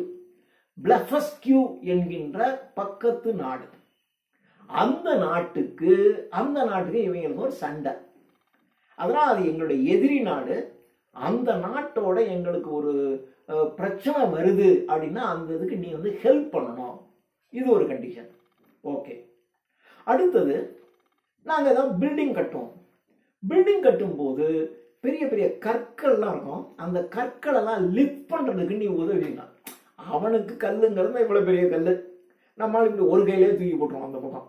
ஆனா அந்த ஒரு கல்லை இவனுங்க வந்து, இவன் 6 மனுஷன் இந்த கல்லை வந்து இவனை விட 10 மடங்கு, 10 மடங்குன்னா 5 அடி 3 அடி 3 அடி இருக்கக்கூடிய கல்லை நம்ம வந்து நம்மளே இப்படி தூக்கி இப்படி போட்டலாம். ஆனா அவனால தூக்கணும்னாக்கா அவன் என்ன பண்ணணும், கடப்பாறை வச்சு நம்பி உருட்டி கொண்டு போய் எங்கேயோ போடணும். அது மாதிரி நாங்கள் வீடு கட்டும்போது இந்த ஸ்டோன்ஸ் எல்லாம் லிஃப்ட் பண்றதுக்கு நீ எங்களுக்கு ஹெல்ப் பண்ணோம். இதுதான் உனக்கு கண்டிஷன், உனக்கு லிபர்ட்டி. இந்த 12 கிலோமீட்டர்ஸ் 12 மைல்ஸ் உடைய இந்த ஏரியாவில் நீ எங்க வேணாலும் போகலாம் வரலாம், இதுதான் கண்டிஷன் அப்படின்னு சொல்லிடுறாங்க. சொன்ன உடனே ரைட் அப்படின்னு இவர் அக்செப்ட் பண்ணிக்கிறாரு. அக்செப்ட் பண்ண உடனே அரசனுடைய மேத்தமெட்டிஷியன் வரான், கிங்ஸ் மேத்தமெட்டிஷியன். அவன் வந்து இவருடைய நீளம் அகலம் எல்லாத்தையும் அளக்கிறான். அந்த ஊர் ஆளுனுடைய நீளம் அகலம் உயரத்தெல்லாம் அளக்கிறான். அளந்து அந்த ஊர் ஆளு எவ்வளவு சாப்பிடுவான், இந்த அளவுக்கு உயரம் பருமன் உடைய ஒருத்தன் எவ்வளவு சாப்பிடுவான், இவ்வளவு உயரம் இவ்வளவு அகலம் உடைய இவன் எவ்வளோடா சாப்பிடுவான் அப்படின்னு கணக்கு பார்க்கறான். கணக்கு பார்த்துட்டு நம்ம ஆளுங்க சாப்பிட்றதுல 1728 1728 1728 பேர் நம்ம ஆளுங்க சாப்பிட்றேன், ஒரு ஆள் சாப்பிட்ருவான்டா சாப்பிட்றான் அப்படின்னு சொன்னோடனே அரசர் வந்து ஓகே கொடுத்துருங்க இவனுக்கு அப்படின்றாரு. So permissions was granted. Okay, இது தேர்ட் சாப்டர்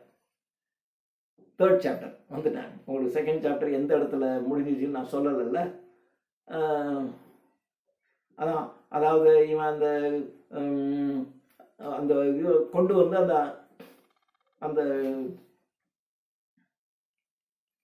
அந்த டெம்பிள் கேட்டுக்கு, டெம்பிள் கிட்ட இவனை வண்டியில கொண்டு வந்து விடுறாங்க இல்லையா, அது வரைக்கும் ஃபர்ஸ்ட் சாப்டர் முடிஞ்சு போகுது. அதுக்கப்புறம் இவன் எழுந்திரிச்சு பார்க்கறான், அங்க இருக்கக்கூடிய கார்டன் ஆஃப் ஃப்ளவர்ஸ் எல்லாம் பார்க்கும்போது அப்படியே அதெல்லாம் ஒரு பெட் ஆஃப் ஃப்ளவர்ஸ் மாதிரி இருக்கு, அந்த ட்ரீனுடையது இதெல்லாம் பார்க்கறான். அப்போ உள்ள இருக்கக்கூடிய இதெல்லாம் வெளியில எடுத்து போட பார்க்குறாங்க இல்லையா, அது வரைக்கும் செகண்ட் சாப்டர் முடியுது. அதுக்கப்புறம் தேர்ட் சாப்டர் ஆகி இது தேர்ட் சாப்டர் முடியுது. இப்போ ஃபோர்த்து சாப்டர்.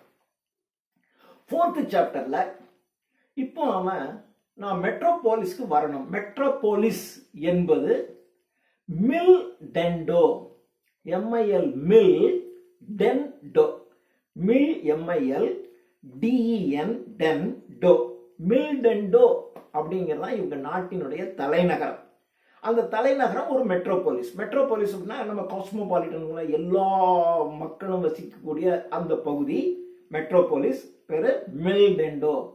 நான் மில்டென்டோவுக்கு வரணும், இவனுக்கு ரொம்ப ஆசை, நம்ம தலைநகரம் எப்படி இருக்கும் போய் பார்த்துட்டு வருவோம் அப்படின்னு இவன் பெர்மிஷன் கேட்குறான். இவன் பெர்மிஷன் கேட்ட உடனே அரசர் வந்து இது மாதிரி அவன் வரப்போறான் அப்படின்னு உடனே எல்லாரும் வந்து சரி நீங்கள் வந்து அவங்கவுங்க வீட்டுக்குள்ளே போயிடுங்க, அவன் வரப்போகிறான் அப்படின்னு சொல்லிடுறாங்க. 2 hours முன்னாடியே இன்ஃபர்மேஷன் பாஸ் ஆகிடுச்சு, எல்லாரும் அவங்கவுங்க வீட்டுக்குள்ளே போயிட்டாங்க. இப்போ நம்ம ஆள் இங்கேருந்து அந்த மில்டென்டோ என்கின்ற அந்த தலைநகரத்துக்கு போகிறார்.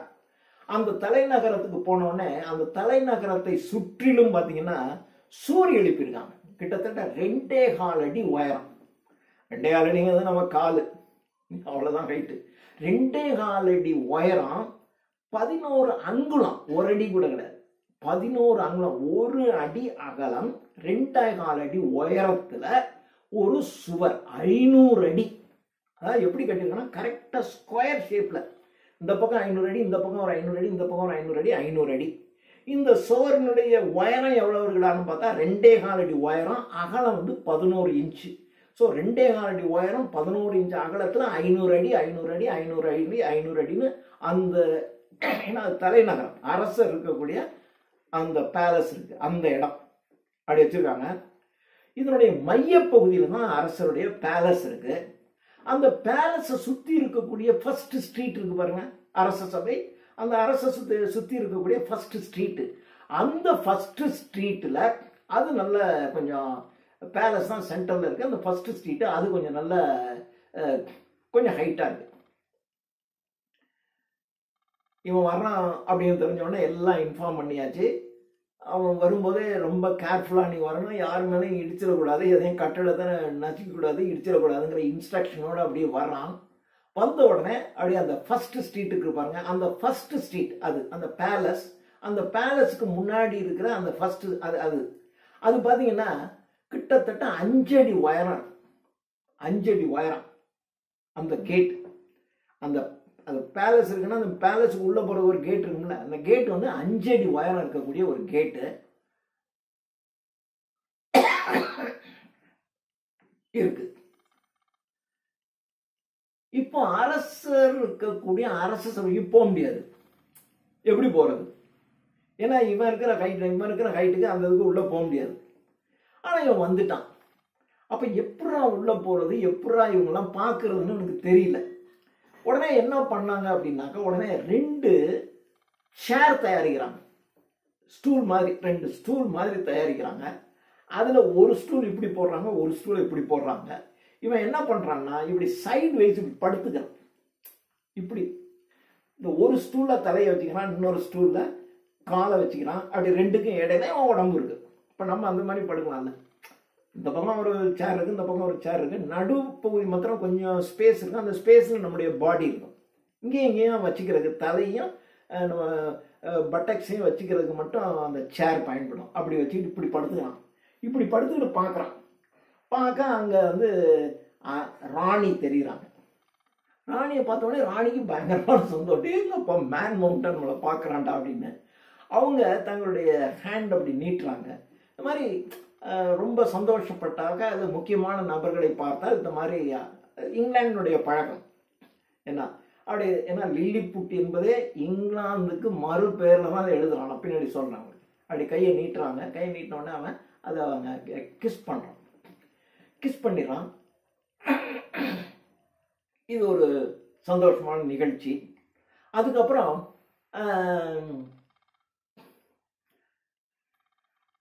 ரைட் இப்போ வந்தாச்சு. ரைட், இவன் தன்னுடைய இடத்துக்கு திரும்பி போயிட்டான். திரும்பி போனோடனே இந்த ரெல் ரசல்னு ஒருத்தன் இருக்கான் பாருங்க, ஒருத்தன் சொன்ன பாருங்க, அந்த ரெல் ரசல்ங்கிறவன் இவங்ககிட்ட வந்து எங்களுடைய நாட்டில் எப்படி என்ன நடக்குது ஏது நடக்குதுங்கிறபடி அப்படி சொல்கிறான். அப்படி சொல்லும்போது சொல்கிறான், இது மாதிரி இந்த ஊரில் வந்து 2 குரூப் இருக்குது. 2 குரூப் எங்கள் நாட்டில். அதாவது இங்கிலாண்டில் பார்த்தீங்கன்னா பிக் பார்ட்டி ஸ்டோரி பார்ட்டிஸ்னு 2 இருக்கு இல்லையா, அதே மாதிரி இங்கே அவன் என்ன சொன்னான், எங்களில் 2 பார்ட்டிஸ் இருக்குது கிண்டலுக்காக சொன்னான். அதில் ஒரு பார்ட்டியை சார்ந்தவனா அவன் செருப்பு வந்து ஹை ஹீல்ஸ் ஹையாக போட்டிருப்பான், அவன் ஹை ஹீல் பார்ட்டி. இன்னொருத்தனா லோ ஹீல் போட்டிருப்பான், அவன் லோ ஹீல் பார்ட்டி. இப்படி இருப்பாங்க. இந்த 2 பேரும் ஒன்னா சேர்ந்து சாப்பிட மாட்டான், குடிக்க மாட்டான், பேச விட மாட்டான். 2 பேரும் அந்த மாதிரி இருப்பாங்க. பிக் பார்ட்டியும் டோரி பார்ட்டியும் அப்படிதான் இருந்துச்சு. அந்த மாதிரி அப்படி சொல்றான். சொல்லிட்டு இப்போ பவர்ல இருக்கிறது லோ ஹீல் பார்ட்டி, அதாவது டோரி பார்ட்டி. இந்த டோரி பார்ட்டிங்கிறவங்க தான் லோ ஹீல், பிக் பார்ட்டிங்கிறவன் high heel. I am sorry, நான் ரிவர்ஸில் சொல்கிறேன். அதாவது அந்த கேத்தலிக்ஸ், அந்த கேத்தலிக்ஸுங்கிறவங்க தான் பிக் பார்ட்டி. கேத்தலிக்ஸ் தான் பவரில் இருக்கான். அதை பற்றி அப்புறம் சொல்கிறேன். ஸோ இந்த கேத்தலிக்ஸுங்கிறவன் பவரில் இருக்கான். அதாவது அந்த லோஹில் இப்போ லோஹில்னு வச்சுக்கோம். இதனுடைய சட்டையரை பற்றி நான் உங்களுக்கு பின்னாடி சொல்கிறேன். இந்த லோஹில் இருக்கிறவன் தான் பவரில் இருக்கான். ஆனால் அரசர் வந்து அரசருக்கு பவர்ல லோ ஹீல் இருக்கான். ஆனா அரசருக்கு வந்து இந்த ஹை ஹீல்ல இருக்கிறவன் மேல ஒரு சிம்பத்தி இருக்கும், சிம்பத்தி இருக்கு, ஒரு பரிவு இருக்கும் அரசருக்கு அப்படின்னு ஒரு கதையும் சொல்றான். Low heel. இது பொலிட்டிக்கலா மக்கள் 2ஆ பிரிஞ்சிருக்காங்க, ரிலீஜியஸாகவும் மக்கள் 2ஆ பிரிஞ்சிருக்காங்க. அது எப்படி இருக்கு அப்படின்னு சொன்னா, அவன் சொல்றான் இந்த ஹோலி புக்கை பொறுத்த வரையிலும், ஹோலி புக் 2 பேருக்கும் ஹோலி புக்குங்கிறது பைபிள். அவன் ஹோலி புக்னு மட்டும்தான் சொல்றான். ஹோலி புக்குங்கிறது அங்க இருக்கக்கூடிய மக்கள் எல்லாருக்கும் காமன், எல்லாரும் அதை ஒத்துக்கிறாங்க, அதுல யாருக்கும் பிரச்சனையே இல்லை. ஆனா ஒரு விஷயத்துல இவங்க ரிலீஜியஸாவும் 2ஆ பிரிஞ்சிருக்கான். இது என்ன சொல்றான்னா, அந்த கேத்தலிக்ஸ் அண்ட் ப்ராட்டஸ்டன்ட் 2 பேருக்கும் பைபிள் ஒன்று, அதை ஒத்துக்குவான். ஆனா கேத்தலிக்ஸுக்கும் ப்ராட்டஸ்டன்ட்டும் ஒருத்தவங்க பிடிக்காது இல்லையா, அந்த தான் சொல்லுவான். ஹோலி புக்கை பொறுத்த வரைக்கும் 2 பேரும் ஒத்துக்குவான். ஆனா மற்ற விஷயத்துல இந்த 2 பேரும் ஒத்துக்காது. என்ன விஷயத்துல ஒத்துக்காது? அது முக்கியமான விஷயங்க, அதெல்லாம் இவங்க ஒத்துக்க மாட்டாங்க. அப்படியா, என்னப்பா விஷயம்? ஆனா சொல்றான், இல்ல இப்ப இருக்க ராஜா இருக்கார் பாருங்க, இவருடைய கிராண்ட் ஃபாதர், தாத்தா, அப்பெல்லாம் முட்டையை எப்படா உடைக்கிறது அப்படின்னா, எது கன்வீனியன்ஸ் சைடு இருக்கோ அதை உடைச்சிக்க, அப்படிதான் ரூல். யார் வேணாலும் ஒரு முட்டை எடுத்து உடைக்கணும் அப்படின்னா, ஒரு பக்கம் முட்டை வந்து ப்ராடா இருக்கும், இன்னொரு பக்கம் கொஞ்சம் நேரோவா இருக்கும் இல்லையா. ப்ராடு சைடு உடைக்கிறதுக்கு வசதியா இருந்தா அங்க உடைச்சிக்க, நேரோ சைடு உடைக்கிறதுக்கு உனக்கு கம்ஃபர்டபுளா இருந்தா அங்க உடைச்சிக்க, இப்படிதான் இருந்துச்சு. ஆனா இப்ப இருக்க ராஜாவுடைய கிராண்ட் ஃபாதர், தாத்தா இருக்கார் பாருங்க, அவரு அந்த பிராடியன் சைடுல உடைச்சிருக்காரு எக்க. அப்படி உடைக்கும் போது அவருடைய கை கட் ஆகிடுச்சு. அந்த கை விரல் வந்து கட் பண்ணிடுச்சு. விரல் கட் பண்ண உடனே கிராண்ட் ஃபாதர் டென்ஷன் ஆயிட்டாரு. டென்ஷன் ஆகி இனிமே ஒருத்தனுமே இந்த பிராடியன் அகலமான சைடு எக்க உடைக்க கூடாதுன்னு ஒரு சட்டத்தை போட்டு விட்டாரு. அந்த அகலமான எண் சைடை உடைக்க கூடாதுன்னு சொன்னோடனே மக்கள்ல ஒரு சைடர் வந்து சரி ரைட்டு, ராஜா சொல்லிட்டாரு, நமக்கு லோ எண் சைடு உடைச்சிட்டு வாங்க அப்படின்னு ஒத்துக்கிட்ட போனாங்க சிலர். சிலர் வந்து என்ன பண்ணா, இது ஏண்டா நம்ம இஷ்டத்துக்கு எந்த சைடு வேணாலும் உடைக்க, இவன் யாரா சொல்றது, நாம பிக் எண்டில் தான் உடைக்கணும் அப்படின்னு சொல்லிட்டான் ஒரு சிலர். ஸோ இந்த பிக் எண்டு சைடு உடைக்கிறவன் big endian. Big end side உடைக்கிறவனுக்கு பேரு big endians. So big endians எல்லாம் ராஜா சொன்னதை நாங்கள் கேட்கல அப்படின்னு சொல்லி ராஜாவை ப்ரொட்டஸ்ட் பண்ணிட்டாங்க. பிக் எண்டியன்ஸ் ப்ரொட்டஸ்ட் பண்றாங்க. ப்ரொட்டஸ்ட் பண்ணி ரிபல்ஸ், புரட்சியெல்லாம் நடக்குது. அந்த புரட்சியெல்லாம் நடந்த உடனே கிட்டத்தட்ட 11,000 பேர் பிக் எண்டியன்ஸ், நாங்கள் பிக் எண்டு சைடெல்லாம் முட்டையை உடைப்போம் அப்படின்னு சொன்ன 11,000 பேரை அரசர் வந்து என்ன பண்ணான்னா தூக்குல போட்டாரு. 11,000 பேரை எக்ஸிக்யூட் பண்ணிட்டாரு. அதனால இந்த ரிபல்ஸ்ல இருக்கிறவன்னா இங்க இருந்து தப்பிச்சு ஓடி போயிட்டான். ஓடி போய் பக்கத்துல இருக்க நாடு பிளஃபஸ்கியூ, ஏற்கனவே நான் சொல்லியிருக்கோம், அந்த பிளஃபஸ்கியூ என்கின்ற பக்கத்து நாடு, அது பிரான்ஸை குறிக்குது. இவன் இருக்கிறது இங்கிலாந்து, அது பிரான்ஸ். பிளஃபஸ்கியூக்கு போயிட்டாங்க.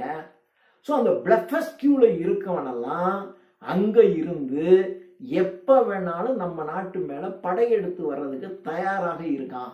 அங்க போய் அவங்க ஒரு பெரிய கப்பல் படையை உருவாக்கிக்கிட்டு இந்த லில்லிபுட் மேல இது பண்றதுக்கு அட்டாக் பண்றதுக்கு ரெடியா இருக்காங்க. ஸோ அந்த அட்டாக்ல இருந்து எங்க நாட்டை காப்பாத்துறதுக்கு நீங்க தான் எங்களுக்கு உதவியெல்லாம் செய்யணும், கலிவர் வந்து ஹெல்ப் பண்ணும் அப்படின்னு சொன்னா கலிவர் என்ன சொல்லிட்டாருன்னா, அதனால ஒன்றும் இல்லை நான் பண்றேன் அப்படின்னு சொல்லிட்டான். அப்புறம் அந்த ஊர்ல இருக்க பிலாசபர்ஸ்லாம் என்ன சொல்றாங்கன்னா, அந்த ஊர்ல இருக்க பிலாசபர்ஸ் இவங்க எல்லாம் என்ன நினைச்சுக்கிட்டு இருக்காங்கன்னாக்க, இந்த உலகமே இந்த ரெண்டு நாடு தான். ஒன்னு இவங்க இருக்க லில்லிபுட்ஸ், இன்னொன்னு பிளஃபஸ்கியூ, இது 2 தான் உலகம். அப்ப இவன் எங்க இருந்துதான் வந்தான்? உலகமே 2 தானே. நம்ம இருக்கான் லில்லிபுட், அங்க இருக்கான் பிளஃபஸ்கியூ, அவ்வளவுதான் வேர்ல்டே முடிஞ்சு போச்சு. இப்ப இங்க இவன் எப்படா வந்தான் அப்படின்னு ஒரு கேள்வி வந்துருது இல்ல. ஏன்னா all the world is only this 2 countries அங்க இருக்கிறவன் நினைச்சிட்டு இருக்கான். அப்போ அங்க அந்த ஊர்ல இருக்க பிலாசபர்ஸ் அவன் தானே இதுக்கு முடிவு சொன்னான். அவன் சொன்னான், இவன் எங்கேயாவது மூன்ல இருந்து அல்லது ஸ்டார்ல இருந்து வந்திருப்பான் அப்படின்ட்டான் இவன் கலிவர். ஏன்னா இவன் மனுஷனே கிடையாதுங்க, இவன் வந்து மனுஷனே கிடையாது. உலகங்கிறது நம்ம 2 நாடு தான். இவன் 2வது நாட்டுக்கு அப்புறம் இவன் எங்க இருந்து வந்தான்? இவனும் நம்மள மாதிரி இருக்கான், ஆனா சைஸ் வந்து பெருசா இருக்கான். அப்படின்னா இவன் மூன்ல இருந்து வந்துட்டான் அல்லது ஸ்டார்ஸ்ல இருந்து தான் வந்திருக்கணும். பட் ஆனா ஒண்ணு, இது மாதிரி ஒரு 100 பேர் வந்தான்னு வச்சுங்க, இந்த வேர்ல்டையே அழிச்சிருவான். வேர்ல்டுன்னு இவங்க நினைக்கிறது இந்த 2 நாடு. அப்போ வேர்ல்டையே இவங்க அழிச்சிருவாங்க.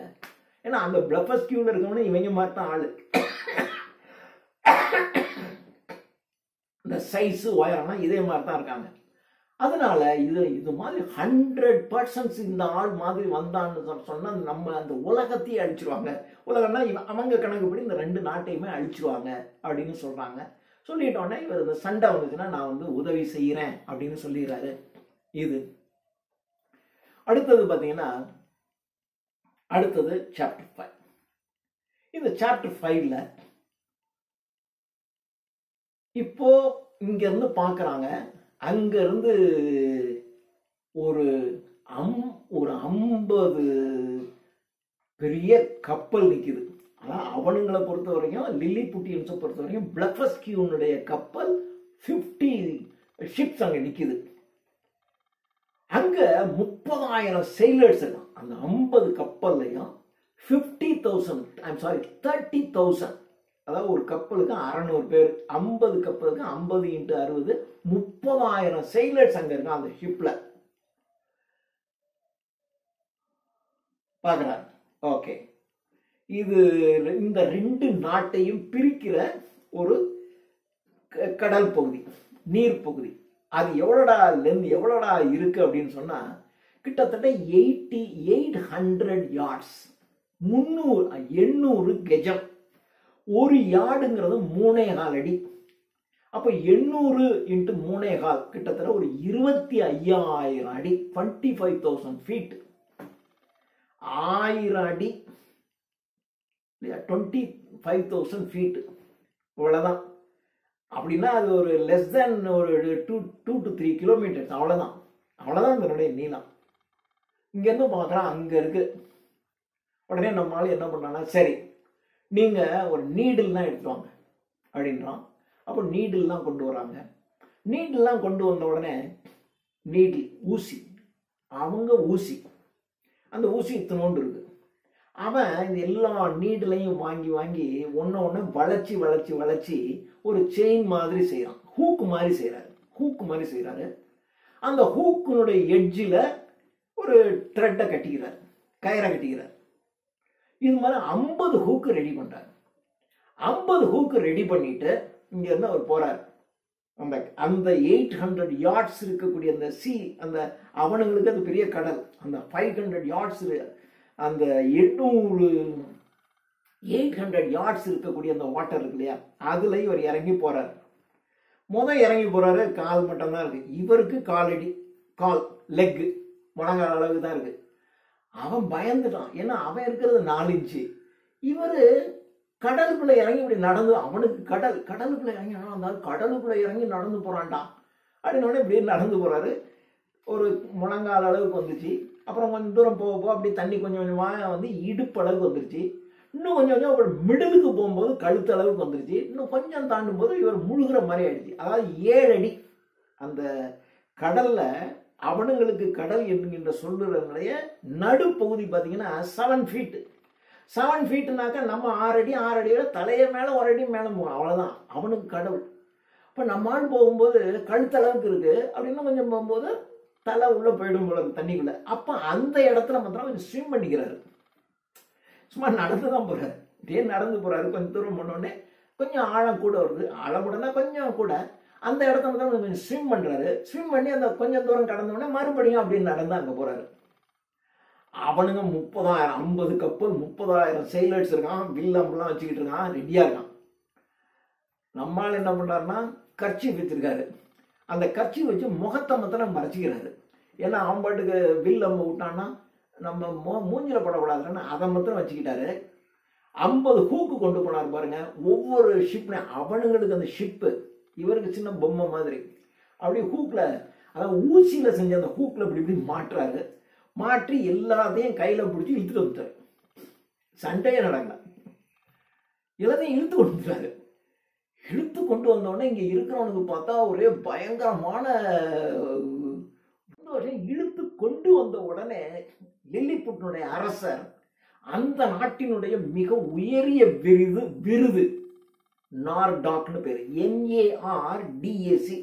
அந்த நார்டாக் என்கின்ற அந்த நாட்டினுடைய மிக உயரிய விருது அவனுக்கு கொடுத்துறாரு. நீங்க தாங்க நார்டாக், இந்த நாட்டினுடைய நார்டாக் அப்படின்னு சொல்லி கொடுத்துறாரு.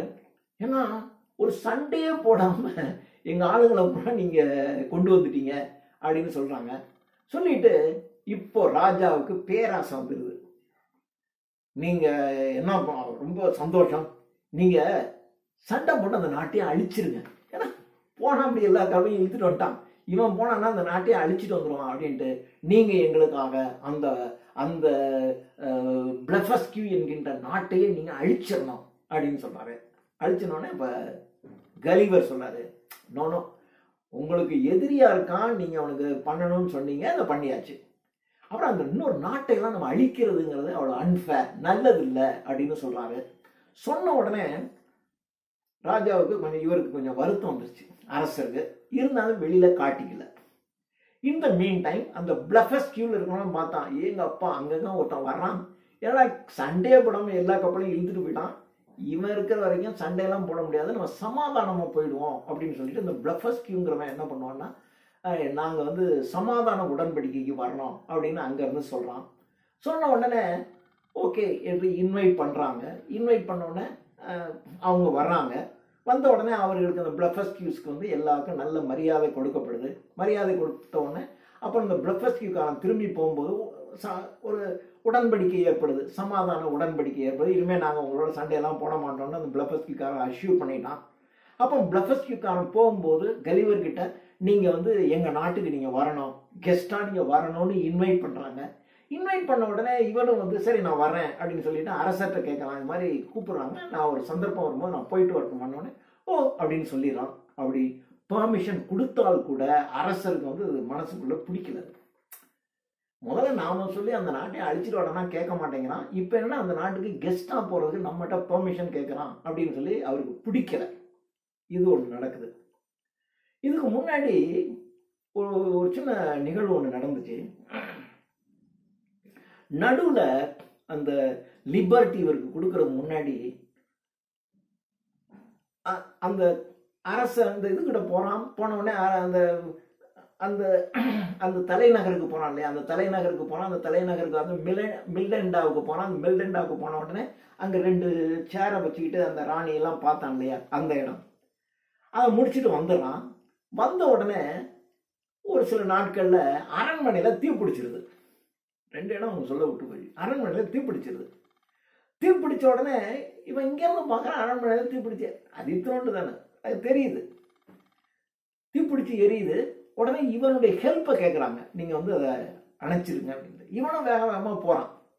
போன உடனே பார்த்தா அங்கே இருக்கிறவன்னா சின்ன அவன் இருக்கிறத இவ்வளோண்டு கைட்டு அவன் வச்சுருக்க பக்கெட்டு இத்தனோண்டு. அந்த பக்கெட் எடுத்துக்கிட்டு தண்ணி எடுத்து மேலே மேலே ஊற்றிக்கிட்டு இருக்கான். அந்த பக்கெட்டில் 4 சொட்டு தான் தண்ணியே இருக்குது. 4 சொட்டு தண்ணியை ஊற்றி இந்த நெருப்பு அணைச்சிக்கிட்டு இருக்காங்க. இவன் பார்த்தான், சரி இது வேலைக்கே ஆகாது, தண்ணி எங்கடா இருக்குன்னு பார்த்தா எங்கே தண்ணி இருக்குன்னு தெரியல. உடனே நம்ம ஆளுக்கு ஒரு ஐடியா வந்துச்சு. சரி இதான் இப்போதைக்கு உடனடியாக இல்லாட்டி அரண்மனையை எரிஞ்சு போகும் போல இருக்கு. அதனால அரண்மனையை எப்படா காப்பாத்துறதுன்னு பார்த்தோம். டக்குன்னு எனக்கு ஒரு ஐடியா வந்துச்சு. பளிச்சுன்னு அங்கே அப்படி யூரினேட் பண்ணி விட்டான். ஒன்று கழிச்சான். அப்படி அடித்த உடனே அங்கே இருக்கக்கூடிய நெருப்பெல்லாம் அணைஞ்சு போச்சு. எல்லாருக்கும் சந்தோஷம். ஏன்னா அரண்மனை அழிவுலேருந்து காப்பாற்றிடாரு ஒரு செகண்டில். ஆனால் அங்கே அந்த ராணி, ஏன்னா முதல்ல அவன் வரும்போது அவனுக்கு கையை நீட்டி கிஸ் பண்ணுறதுக்கு பெர்மிட் பண்ண அந்த ராணிக்கு பயங்கரமான கோவம் வந்துச்சு. எப்படா இவன் எங்க அரண்மனை மேலே இவன் எப்படா யூரின் போனான். ஏன்னா அரண்மனை சோத்துல யூரின் போனால் கூட மிகப்பெரிய குற்றம். அரண்மனையோட காம்பவுண்ட் வாலில் ஒருத்தன் யூரின் போனாலே பெரிய குற்றம். இவன் அரண்மனை மேலேயே ஒருத்தன் யூரின் அடிச்சு விட்டுருக்கான் நம்ம தங்குற இடத்துல அப்படின்னு சொல்லி அந்த அம்மாவுக்கு பயங்கரமான கோபம். அந்த கோபத்தில் அந்த அம்மா என்ன பண்ணுச்சுன்னா, இனிமேல் நான் இங்கேயே வரமாட்டேன் அப்படின்னு சொல்லி அந்த அரண்மனையினுடைய சவுத்து பார்ட், அந்த பார்ட்டில் நெருப்பு பிடிக்காத அந்த போய் இனிமேல் நான் அங்கே தான் போவேன், அங்கே போயிடுச்சு. ஸோ ராணிக்கு அந்த கோபம், அரசருக்கு இந்த கோபம். இப்போ கொஞ்சம் பிரச்சனை வந்துருச்சு இது இல்லையா. ஸோ இப்போ அங்க இருக்காங்க பாருங்க சிலர். இது கலிவரனுடைய பவர் இன்க்ரீஸ் ஆகுறத பார்த்த உடனே அந்த நாட்டு அரசர் கூட இருக்கக்கூடிய மற்ற மந்திரிகள், அந்த அரசு உயர் அதிகாரிகள், அவங்களுக்கு கலிவர் மேல எப்பவும் ஒரு பொறாமை இருந்துகிட்டே இருக்கும். என்னடா இவன் எப்போ பார்த்தாலும் ஏதாவதுனா ஒரு டக்குன்னு செஞ்சிடறான் அப்படின்னா. அதுவும் இப்போ அந்த வாரில் 50 கப்பலையும் கொண்டு வந்தோடனே அவருடைய புகழ் ரொம்ப ஓங்கிடுச்சு. அதனால அவங்களுக்கு பிடிக்காததுனால இவனை ஏதாவது ஒரு கட்டத்தில் பழி வாங்கணும் அப்படின்னு நினச்சிக்கிட்டு இருக்காங்க. இது ஒரு இன்சிடென்ட். இதோட 5வது சாப்டர் முடியுது. அடுத்தது 6வது சாப்டர். இந்த 6வது சாப்டர் பார்க்கறதுக்கு முன்னாடி இன்னும் ஒரு இன்சிடென்ட் நடுவில் விட்டு போச்சு. அதையும் நான் உங்களுக்கு சொல்லிடுறேன். இது எந்த இடத்துல விட்டு போச்சு அப்படின்னாக்க, இப்போ அரசருக்கும் இவனுக்கும் ஒரு நல்ல ரிலேஷன்ஷிப் வந்துடுது. நல்ல ரிலேஷன்ஷிப் வந்த உடனே அந்த இது சொல்கிறாங்க இல்லையா, இவன் அந்த லிபர்ட்டி எனக்கு வேணும் அப்படின்னு கேட்குறான் இல்லையா. அதாவது இவனை அந்த இதுலேருந்து அழைச்சிட்டு போகிறாங்க, அந்த கோயிலில் தங்க வைக்கிறாங்க, இவனுக்கு வேணுங்கிற இதெல்லாம் தச்சு கொடுக்குறாங்க. அப்புறம் இவனுக்கு லிபர்ட்டி வேணும் அப்படிங்கும்போது அந்த உள்ளுக்குள்ளே என்னென்ன இருக்குன்னு எல்லாத்தையும் சர்ச் பண்ணி வெளியில் எடுக்கிறாங்க. அதெல்லாம் பார்த்தோம் இல்லையா. அந்த இடத்துல அது முடிஞ்ச உடனே அரசருக்கு ஒரு ஆசை. நீங்கள் இவ்வளோ பெரிய ஜெய்சாண்டிக்காக இருக்கீங்க, லிபர்ட்டி கொடுத்தாச்சு. அப்போ கொடுக்கும்போது அந்த கண்டிஷன்லாம் போட்டு லிபர்ட்டி கொடுத்துறான். இந்தந்த கண்டிஷனில் நீங்கள் இப்படி இருக்கணும் அப்படின்னு சொல்லியாச்சு. இப்போ அரசருக்கு ஒரு ஆசை. நீங்கள் உங்கள் கால் ரெண்டையும் இப்படி அகலமாக அப்படி அகட்டி நில்லுங்க, என்னுடைய ஆர்மி இருக்குது பாருங்க, அந்த ஆர்மியை அப்படியே உங்கள் கால் ரெண்டுக்கும் இடையில நான் பாஸ் பண்ணுவேன், அதை பார்க்குறதுக்கு எனக்கு ரொம்ப ஆசையாக இருக்குன்றாரு. இருங்கள ஒரு பெரிய இதுக்கு நடுவில் ஒரு பெரிய ஆர்மி போகுது அப்படின்னா அதை பார்க்குறதுக்கு அப்போ இந்த 2 கால், ஒரு கால்ங்கிறது இவனுடைய ஒரு கால்ங்கிறது எவ்வளோ சைஸ் இருக்கும், இவன் என்ன ஹைட்டு, இந்த 2 கால் இந்த பக்கம் ஒரு கால் இந்த பக்கம் ஒரு கால், ஒரு காலினுடைய திக்னஸே எவ்வளோ திக்கு. இப்படி ஒருத்தர் நிற்கிறான், அப்படி கீழே ஆர்மி போகணும், அந்த ஆர்மி இப்படி பாஸ் பண்ணுறதை நான் பார்த்து ரசிக்கணும் தான். உடனே அரசர் சொன்ன உடனே ஓகே அப்படின்னு நம்மளால் என்ன பண்ணிட்டாருன்னா அப்படி 2 காலையும் விரிச்சிட்டு நிற்கிறார். அப்போ அரசர் உத்தரவு போறார், ஓகே ஆர்மி நீ பாஸ் அப்படின்னு சொல்லிட்டான். அப்போ அந்த வார் ஜெனரல் இருக்கான் பாருங்க, அவன் சொல்றான், டேய் நீங்க அங்க போகணும், ஒரு கண்டிஷன், நீங்க அந்த 2 காலுக்கு இடையே 2 காலுங்கிறது கிட்டத்தட்ட 2 மவுண்டன் மாதிரி, இந்த 2 மவுண்டனுக்கு இடையில போற மாதிரி தானே அவன் போறான். அப்படி போகும்போது on any account nobody should look up, மேல பார்க்க கூடாதுன்னு சொல்லிட்டான். அது ஒரு ஆர்டர் போட்டுட்டாங்க. ஆர்டர் போட்டாலும் எல்லாருக்கும் சரின்ட்டு அப்படியே ஆர்மி வருது. ஆர்மி இப்போ 2 காலுக்கு இடையில போகும்போது சில மிஸ்chievous-ஆன யங் சோல்ஜர்ஸ் இருக்கான் பாருங்க, அவனுக்கு ஆசை அடங்கலை. அவன் அங்க வரும்போது யார் இந்த பக்கம் பார்க்கறாங்கன்னு நைஸ் அப்படி மேல இருந்து பார்த்தான் அப்படின்னு ஒன்று சொல்லுவார். அது ஒரு இடம் ஒன்று இருக்குது, அது ஒன்று நடக்கும். அதுக்கப்புறம் தான் அவங்க அந்த அரசர் இப்படி குச்சி வச்சுக்கிட்டு ஜம்ப் பண்ண வைக்கிறது, அந்த ரோப்ல நடக்கிறது எல்லாம் அந்த இடத்துல நடக்குதுன்னு வச்சுக்கலாம். இது ஒரு இன்சிடென்ட் நான் சொல்ல விட்டு போச்சு. இதோட இது முடியுது. இது 5வது ஆக்ட் முடிஞ்சு போய் 5வது சாப்டர் முடிஞ்சிருது. இப்போ நவ் த 6th சாப்டர். இந்த 6வது சாப்டர்ல ஒன்றும் இல்லை, இந்த சாப்டர்ல பெரிய கதையில எந்த விதமான முன்னேற்றமும் கிடையாது. ஆனால் சொல்றாரு அந்த நாடு எப்படி இருக்கு அப்படின்னு சொல்றாரு. அங்க இருக்கக்கூடிய மரங்கள் எல்லாம் 7 அடி, நல்ல டாலஸ்ட் ட்ரீன்னு சொன்னாவே அது 7 feet தான் இருக்குது. ஒன்று, அங்க இருக்கக்கூடிய ஹார்சஸ், குதிரைகள், மாடு இதெல்லாம் 4 அடியிலிருந்து 5 அடி இருக்கும் அப்படிங்கிறாரு. அப்புறம் அங்க இருக்கக்கூடிய பெண்களை பற்றி சொல்லும்போது எல்லாம் அந்த 6 inch கீழே இருக்கிற ஹைட். அந்த பெண்கள் பெண்களுடைய கண்கள் ரொம்ப அழகா இருக்கும்.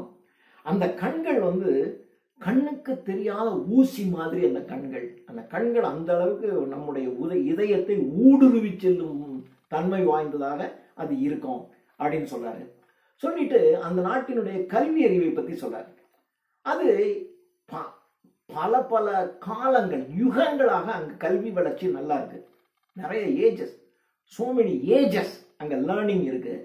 அவங்களுடைய ரைட்டிங் எப்படி இருக்கும்னாக்க ஒரு மாதிரி அக்ராஸ் ஒரு கார்னர், ஒரு பேப்பருடைய ஒரு கார்னர்ல ஆரம்பிச்சு இன்னொரு கார்னர்ல எழுதுவாங்க அப்படி சொல்றாரு.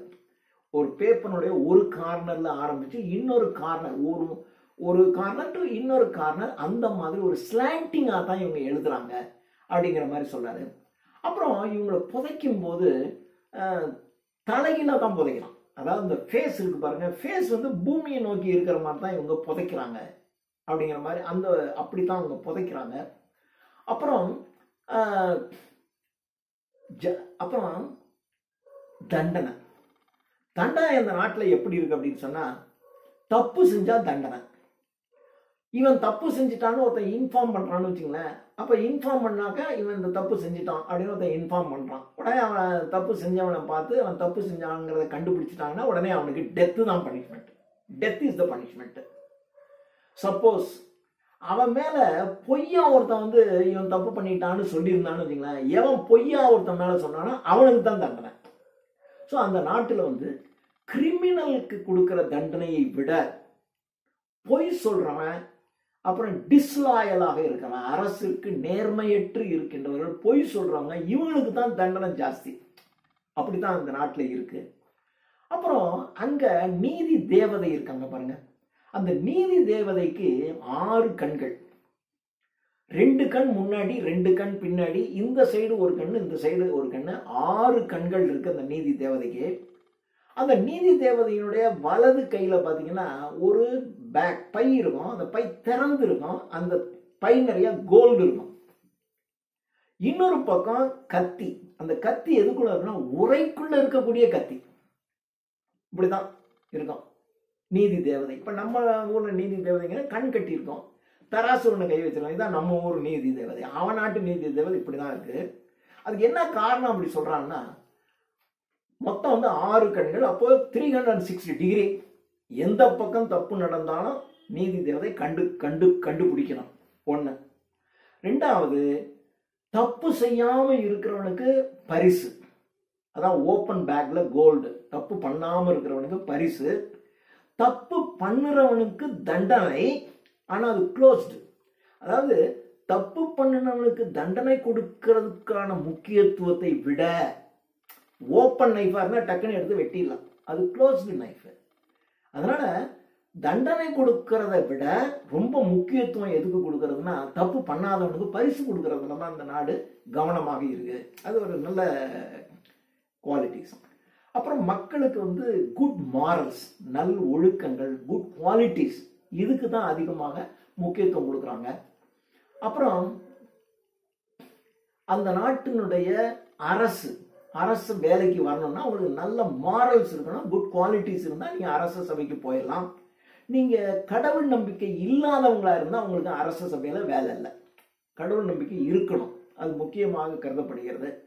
அப்புறம் இன்கிராட்டிடியூட், இந்த நன்றி கெட்ட தன்மை, அது ஒரு குற்றம் செய்ததை விட நன்றி கெட்ட தன்மை என்பது ஒரு மிகப்பெரிய குற்றம் என்று கருதப்படுகிறது. அப்படிதான் அந்த நாட்டினுடைய சட்டம். அப்புறம் குழந்தைங்களுக்கு பாத்தீங்கன்னா இப்படி சொல்றான். இது ப்ரொஃபெட்ல கலீல் ஜிப்ரான் சொல்ற மாதிரி, குழந்தைகளுக்கு பெற்றோர்களுக்கும் சம்பந்தம் கிடையாது. அந்த நாட்டில் குழந்தைங்களுக்கும் பெற்றோருக்கும் சம்பந்தம் கிடையாது. ஏன்னா பெற்றோர் வந்து அவனுக்கு ஆசை இருக்குங்கிறதுக்காக செக்ஸ் வச்சுக்கிறான். மற்றபடி குழந்தை பிறக்குது அப்படின்னாக்கா அதுக்காக இவன் குழந்தை பிறக்கிறதுக்காக செக்ஸ் வச்சுக்கலாம். இவன் செக்ஸ் வச்சுக்கிட்டான், அப்புறம் ஒரு குழந்தை பிறக்குது. ஸோ பேரண்ட்ஸுக்கு சில்ட்ரன் மேலே ஒரு பெரிய ரைட்ஸ் எல்லாம் கிடையாது. அதில் குழந்தை பிறந்தோடனே அவங்க கொண்டு வந்து கவர்மெண்ட்டில் ஒப்படைச்சிடணும். கவர்மெண்ட் தான் வளர்க்கும். குழந்தையை வளர்க்குற அதுக்கு உணவு கொடுக்க வேண்டிய எந்த ஆப்ளிகேஷனும் பேரண்ட்ஸுக்கு கிடையாது. கம்ப்ளீட்டாக எஜுகேஷன் எல்லாமே கவர்மெண்ட் கொடுக்கும் அப்படின்னு சொல்லிட்டு, இப்போ கவர்மெண்ட் வந்து அந்த குழந்தைங்களுக்கு எப்படி சொல்லி கொடுக்குது அப்படின்னாக்க, அந்த பேரண்ட்ஸுடைய ரேங்க் இருக்குல்ல, அந்த ரேங்க்குக்கு தந்தாப்புல சொல்லிக் கொடுக்கும்.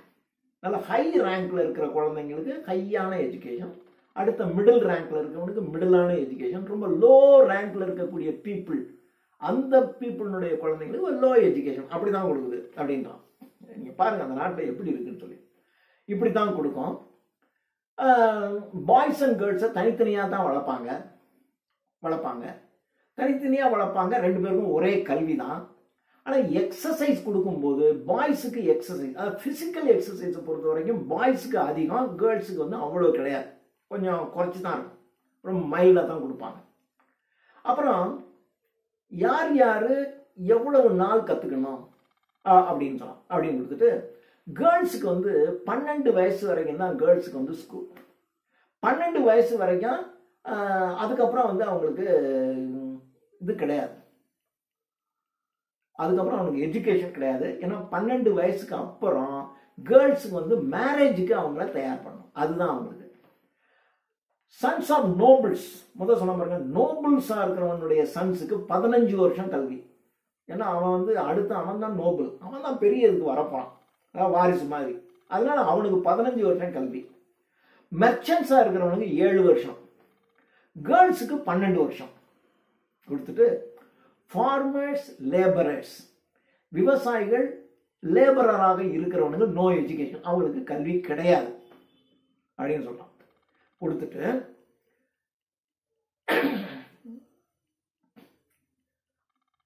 ஒரு வருஷத்துக்கு 2 தடவை பேரண்ட்ஸ் வந்து சில்ட்ரனை பார்க்கலாம். வருஷத்துக்கு 2 தடவை தான் பார்க்கலாம்.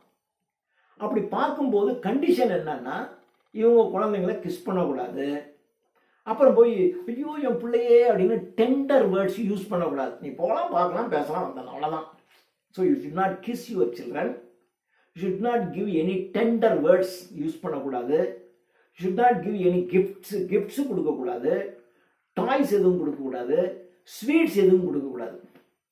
எதுவும் நீ கொண்டு போய் கொடுக்காத, வருஷத்துக்கு 2 தடவை போய் உன் பிள்ளைங்களாம் பார்த்துக்கலாம், அவ்வளோதான் அப்படின்னு சொல்லிட்டு, இந்த எஜுகேஷனுக்கு ஆகிற செலவெல்லாம் பேரண்ட்ஸ் வந்து தான் பே பண்ணணும். ஆனால் அவங்களுக்கு எவ்வளவு முடியுமோ, இந்த எஜுகேஷனுக்கு இவ்வளோ செலவாச்சு எல்லாத்தையும் நீ கொடுன்னா கேட்க மாட்டாங்க. நீ என்ன வேலை பார்க்குற, நீ இவ்வளவு இந்த வேலை பார்க்குற, அப்போ நீ இவ்வளோ பே பண்ண, அவ்வளோதான். சின்ன வேலை பார்க்குறோம் கொஞ்சோண்டு கொடுப்பான், பெரிய வேலை பார்க்குறோம் நிறைய கொடுப்பான், அப்படி தான் கொடுப்பாங்க. அது மாதிரி தான் வச்சுருக்காங்க. அரசாங்கம் தான் வயசானவங்களையும் நோய்வாய்ப்பட்டவர்களையும் கவனித்துக் கொள்வது அரசாங்கத்தினுடைய வேலை. இதுதான் அந்த நாடு. அப்புறம் அந்த நாட்டில் பெக்கர்ஸே கிடையாது, பிச்சைக்காரர்களே கிடையாது. இதுதான் அந்த நாடு. இந்த நாட்டில் இவர் 9 மாதங்கள் தங்கியிருக்கிறார். ஸோ இது 6th சாப்டரில் எதுவுமே கிடையாது. அந்த நாடு எப்படி இருக்கு, லில்லிபுட்ஸ் எப்படி இருக்கு, அது இங்கிலாண்டை மைண்டில் வச்சுட்டு சொன்னார். அப்படி அந்த நாட்டில் 9 மாதங்கள் அவர் இருக்கிறார். 9 மாதங்கள் இருந்துட்டு அவர் தனக்குன்னு ஒரு டேபிள் ஒன்று செஞ்சுக்கிறாரு, சேர். ஏன்னா இவன் இங்கிலீஷ்காரன், டேபிள் சேரில் தான் உட்காந்து பழக்கப்பட்டவன். தனக்கு என்று ஒரு டேபிள், தனக்கு என்று ஒரு சேர் ஒன்று செஞ்சுக்கிறான். செஞ்சுக்கிட்டு இவனுக்கு டைனிங் டேபிள், அதான் டேபிள். அந்த டைனிங் ஒருத்தன் தானே, 10 பேராக சாப்பிட போகிறாங்க, இவனுக்கு ஒரு ஆளுக்கு டேபிள் இருக்கும், சேர் இருக்கும். அந்த டேபிள் தான் இவனுக்கு டைனிங் டேபிள். அந்த டைனிங் டேபிளில் இவனுக்கு சர்வ் பண்ணுறதுக்கு 200 பேர் மேலே டேபிள் மேலே நிற்பாங்களாம். அந்த 6 இன்ச்சு மனுஷன் 200 பேர் நிற்பான் இவனுக்கு சர்வ் பண்ணுறதுக்கு. ஏன் இவனா சாப்பிட மாட்டானா அப்படின்னா, அங்கே நாட்டினுடைய பழக்கம் சர்வ் பண்ணணும். அப்போ 200 பேர் இவனை சர்வ் பண்ணுறதுக்கு டேபிள் மேலே நிற்பாங்க. அப்புறம் கீழே தானே உணவு இருக்கும், அந்த உணவை எப்படி மேலே கொண்டு வர்றது? அதனால என்ன பண்ணுவாங்கன்னா, அங்கே வந்து நான் முதல் சொன்ன மாதிரி இந்த புள்ளீஸ் இருக்கு இல்லையா, அந்த 200 பேர் மேலே இருக்கணும், புள்ளீஸ் மூலமாக கீழே பக்கெட்டை விடுவான். அப்போ கீழே இருக்கக்கூடிய உணவு இவன் வந்து அந்த இது மூலமாக அப்படியே மேலே கொண்டு வருவாங்க. மேலே கொண்டு வந்து டேபிளில் கொண்டு வந்துட்டு இவனுக்கு கொடுப்பாங்க. இப்படி தான் சாப்பிடுவோம். நம்மளால் என்ன பண்ணுவார்னா 20 to 30 ஃபவுல்ஸ், ஒரு 20லேருந்து 30 ஃபவுல்னா கோழி குஞ்சு இந்த காடை கௌதாரி கோழி குஞ்சு இதெல்லாம் இருக்கும் பாருங்க. அது 20, அவனை பொறுத்தவரையும் ஒரு கோழி. நம்மளை பொறுத்தவரை அதில் 20-30 அந்த நாட்டினுடைய கோழி ரோஸ்ட்டை ஒரே வாயில் போட்டு 20லேருந்து 30 கோழி ரோஸ்ட்டை ஒரே வாயில் போட்டு சாப்பிட்றோம். இப்படி தான் அங்கே நடக்குது. அரசருக்கு ஒரு தடவை வந்து இவன் சாப்பிட்றத பார்க்கணும்னு ஒரு அரசருக்கு ஆசை. அவர் டைனிங் டேபிளுக்கு வராரு. இவன் ராஜாவை மேலே தூக்கி உட்கார வைக்கிறான். அவனுக்கு உரிய அந்த சின்ன சேரை மேலே கொண்டு வராங்க, அங்கே கொண்டு வந்து வைக்கிறான். அரசர் வந்து இவன் சாப்பிட்றத பார்த்துட்டு இருக்காரு. இதுவும் நடக்குது 6வது சாப்டர்ல. அப்புறம் அந்த ஃபிலிம் நாப்னு ஒருத்தன் இருக்கான் பாருங்க, அந்த அரசு சபையில் ஃபிலிம் நாப். அந்த ஃபிலிம் நாப்புங்கிறவன் கலிவர் மேலே அவனுக்கு ஒரு கோவம் இருந்துகிட்டே இருக்கும். இதில் ஒருத்தன் கிளப்பி விட்டான், ஃபிலிம் நாப், உன் ஒய்ஃபுக்கு கலிவர் மேலே ரொம்ப இன்ட்ரெஸ்ட் ஜாஸ்தி, அவங்களுக்குள்ள ஏதோ இருக்குன்ட்டான். இமேஜின், கலிவனுடைய சைஸ் என்ன, இவன் 6 இன்ச் மனுஷன், இவனுடைய ஒய்ஃபு மேலே கலிவருக்கு இன்ட்ரெஸ்ட் காட்டான். இதை ஃபிலிம் நாப்பு நம்பலாம். ஆஹா, என் ஒய்ஃபை இவன் ஏதோ பண்ண போறான்டான்னு வந்துருச்சு. வந்த உடனே இவனுக்கு ரொம்ப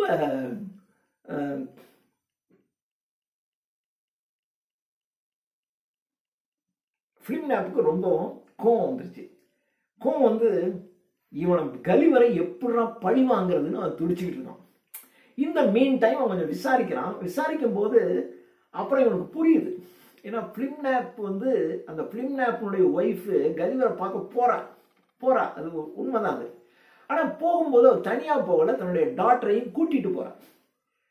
இவ்வளோ பெரிய மேன் மவுண்டன், அவன் சாப்பிட்றது அவன் பண்ணுறது எல்லாமே மற்றவங்களுக்கு வேடிக்கை தான் இருக்கு. வேடிக்கை பார்க்கறது தான் அவன் போறான். போகும்போது தனியாக போகலை, அழைச்சிட்டு தான் போறா அப்படின்னு இவனுக்கு தெரிஞ்சிருது. தெரிஞ்ச உடனே நம்பிக்கை வந்துடுது, சரி தப்பு நடக்கலை அப்படிங்கிறது புரிஞ்சுது.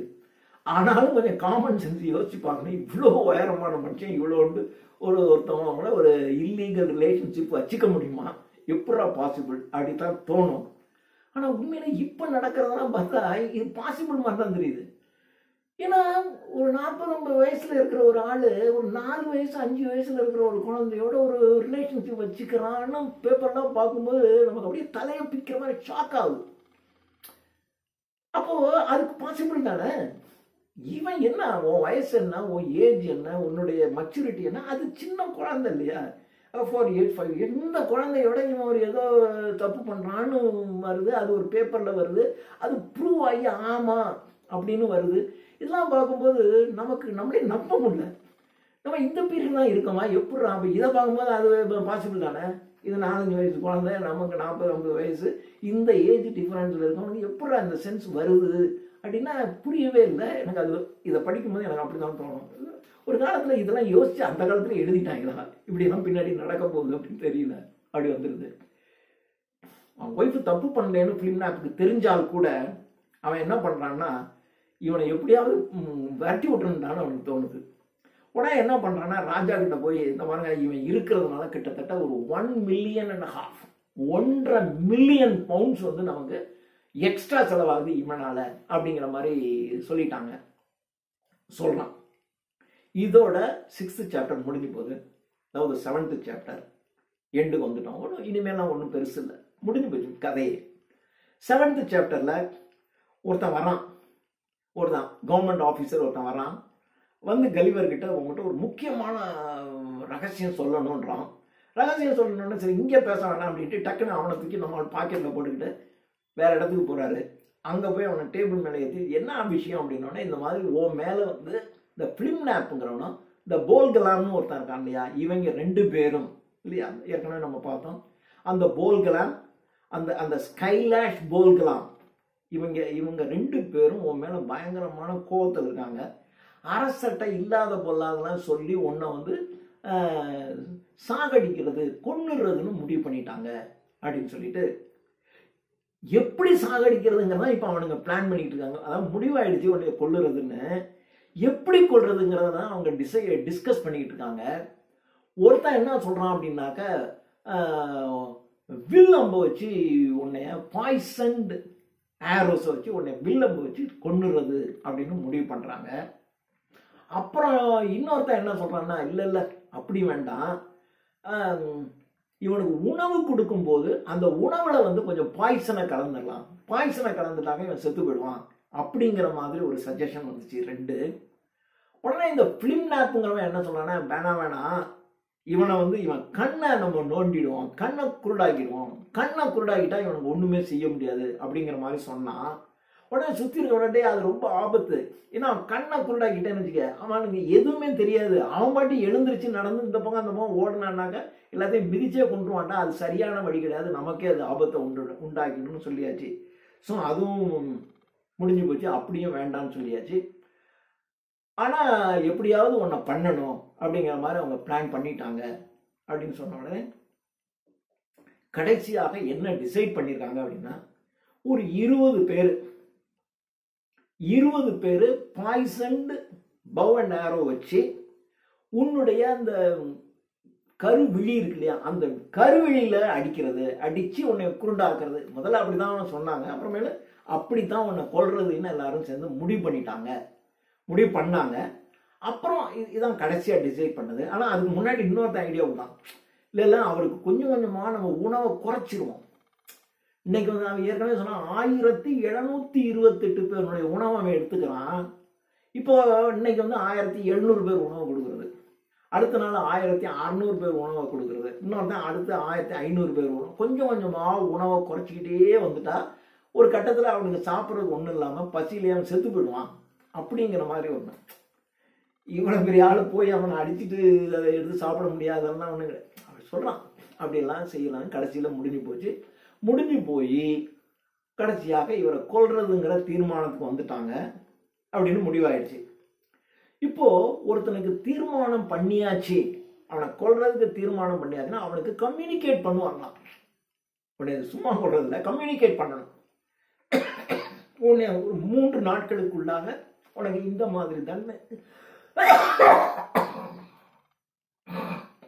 3 daysல அந்த பிஃபோர் தட் எக்ஸிகியூஷன் அந்த அந்த தண்டனையை நிறைவேற்றுவதற்கு 3 நாட்களுக்கு முன்பாக அவனுக்கு தகவல் தெரிவிக்கணும் அப்படின்னு சொல்லி அந்த தகவல் இவனுக்கு தெரிவிக்கப்படுகிறது.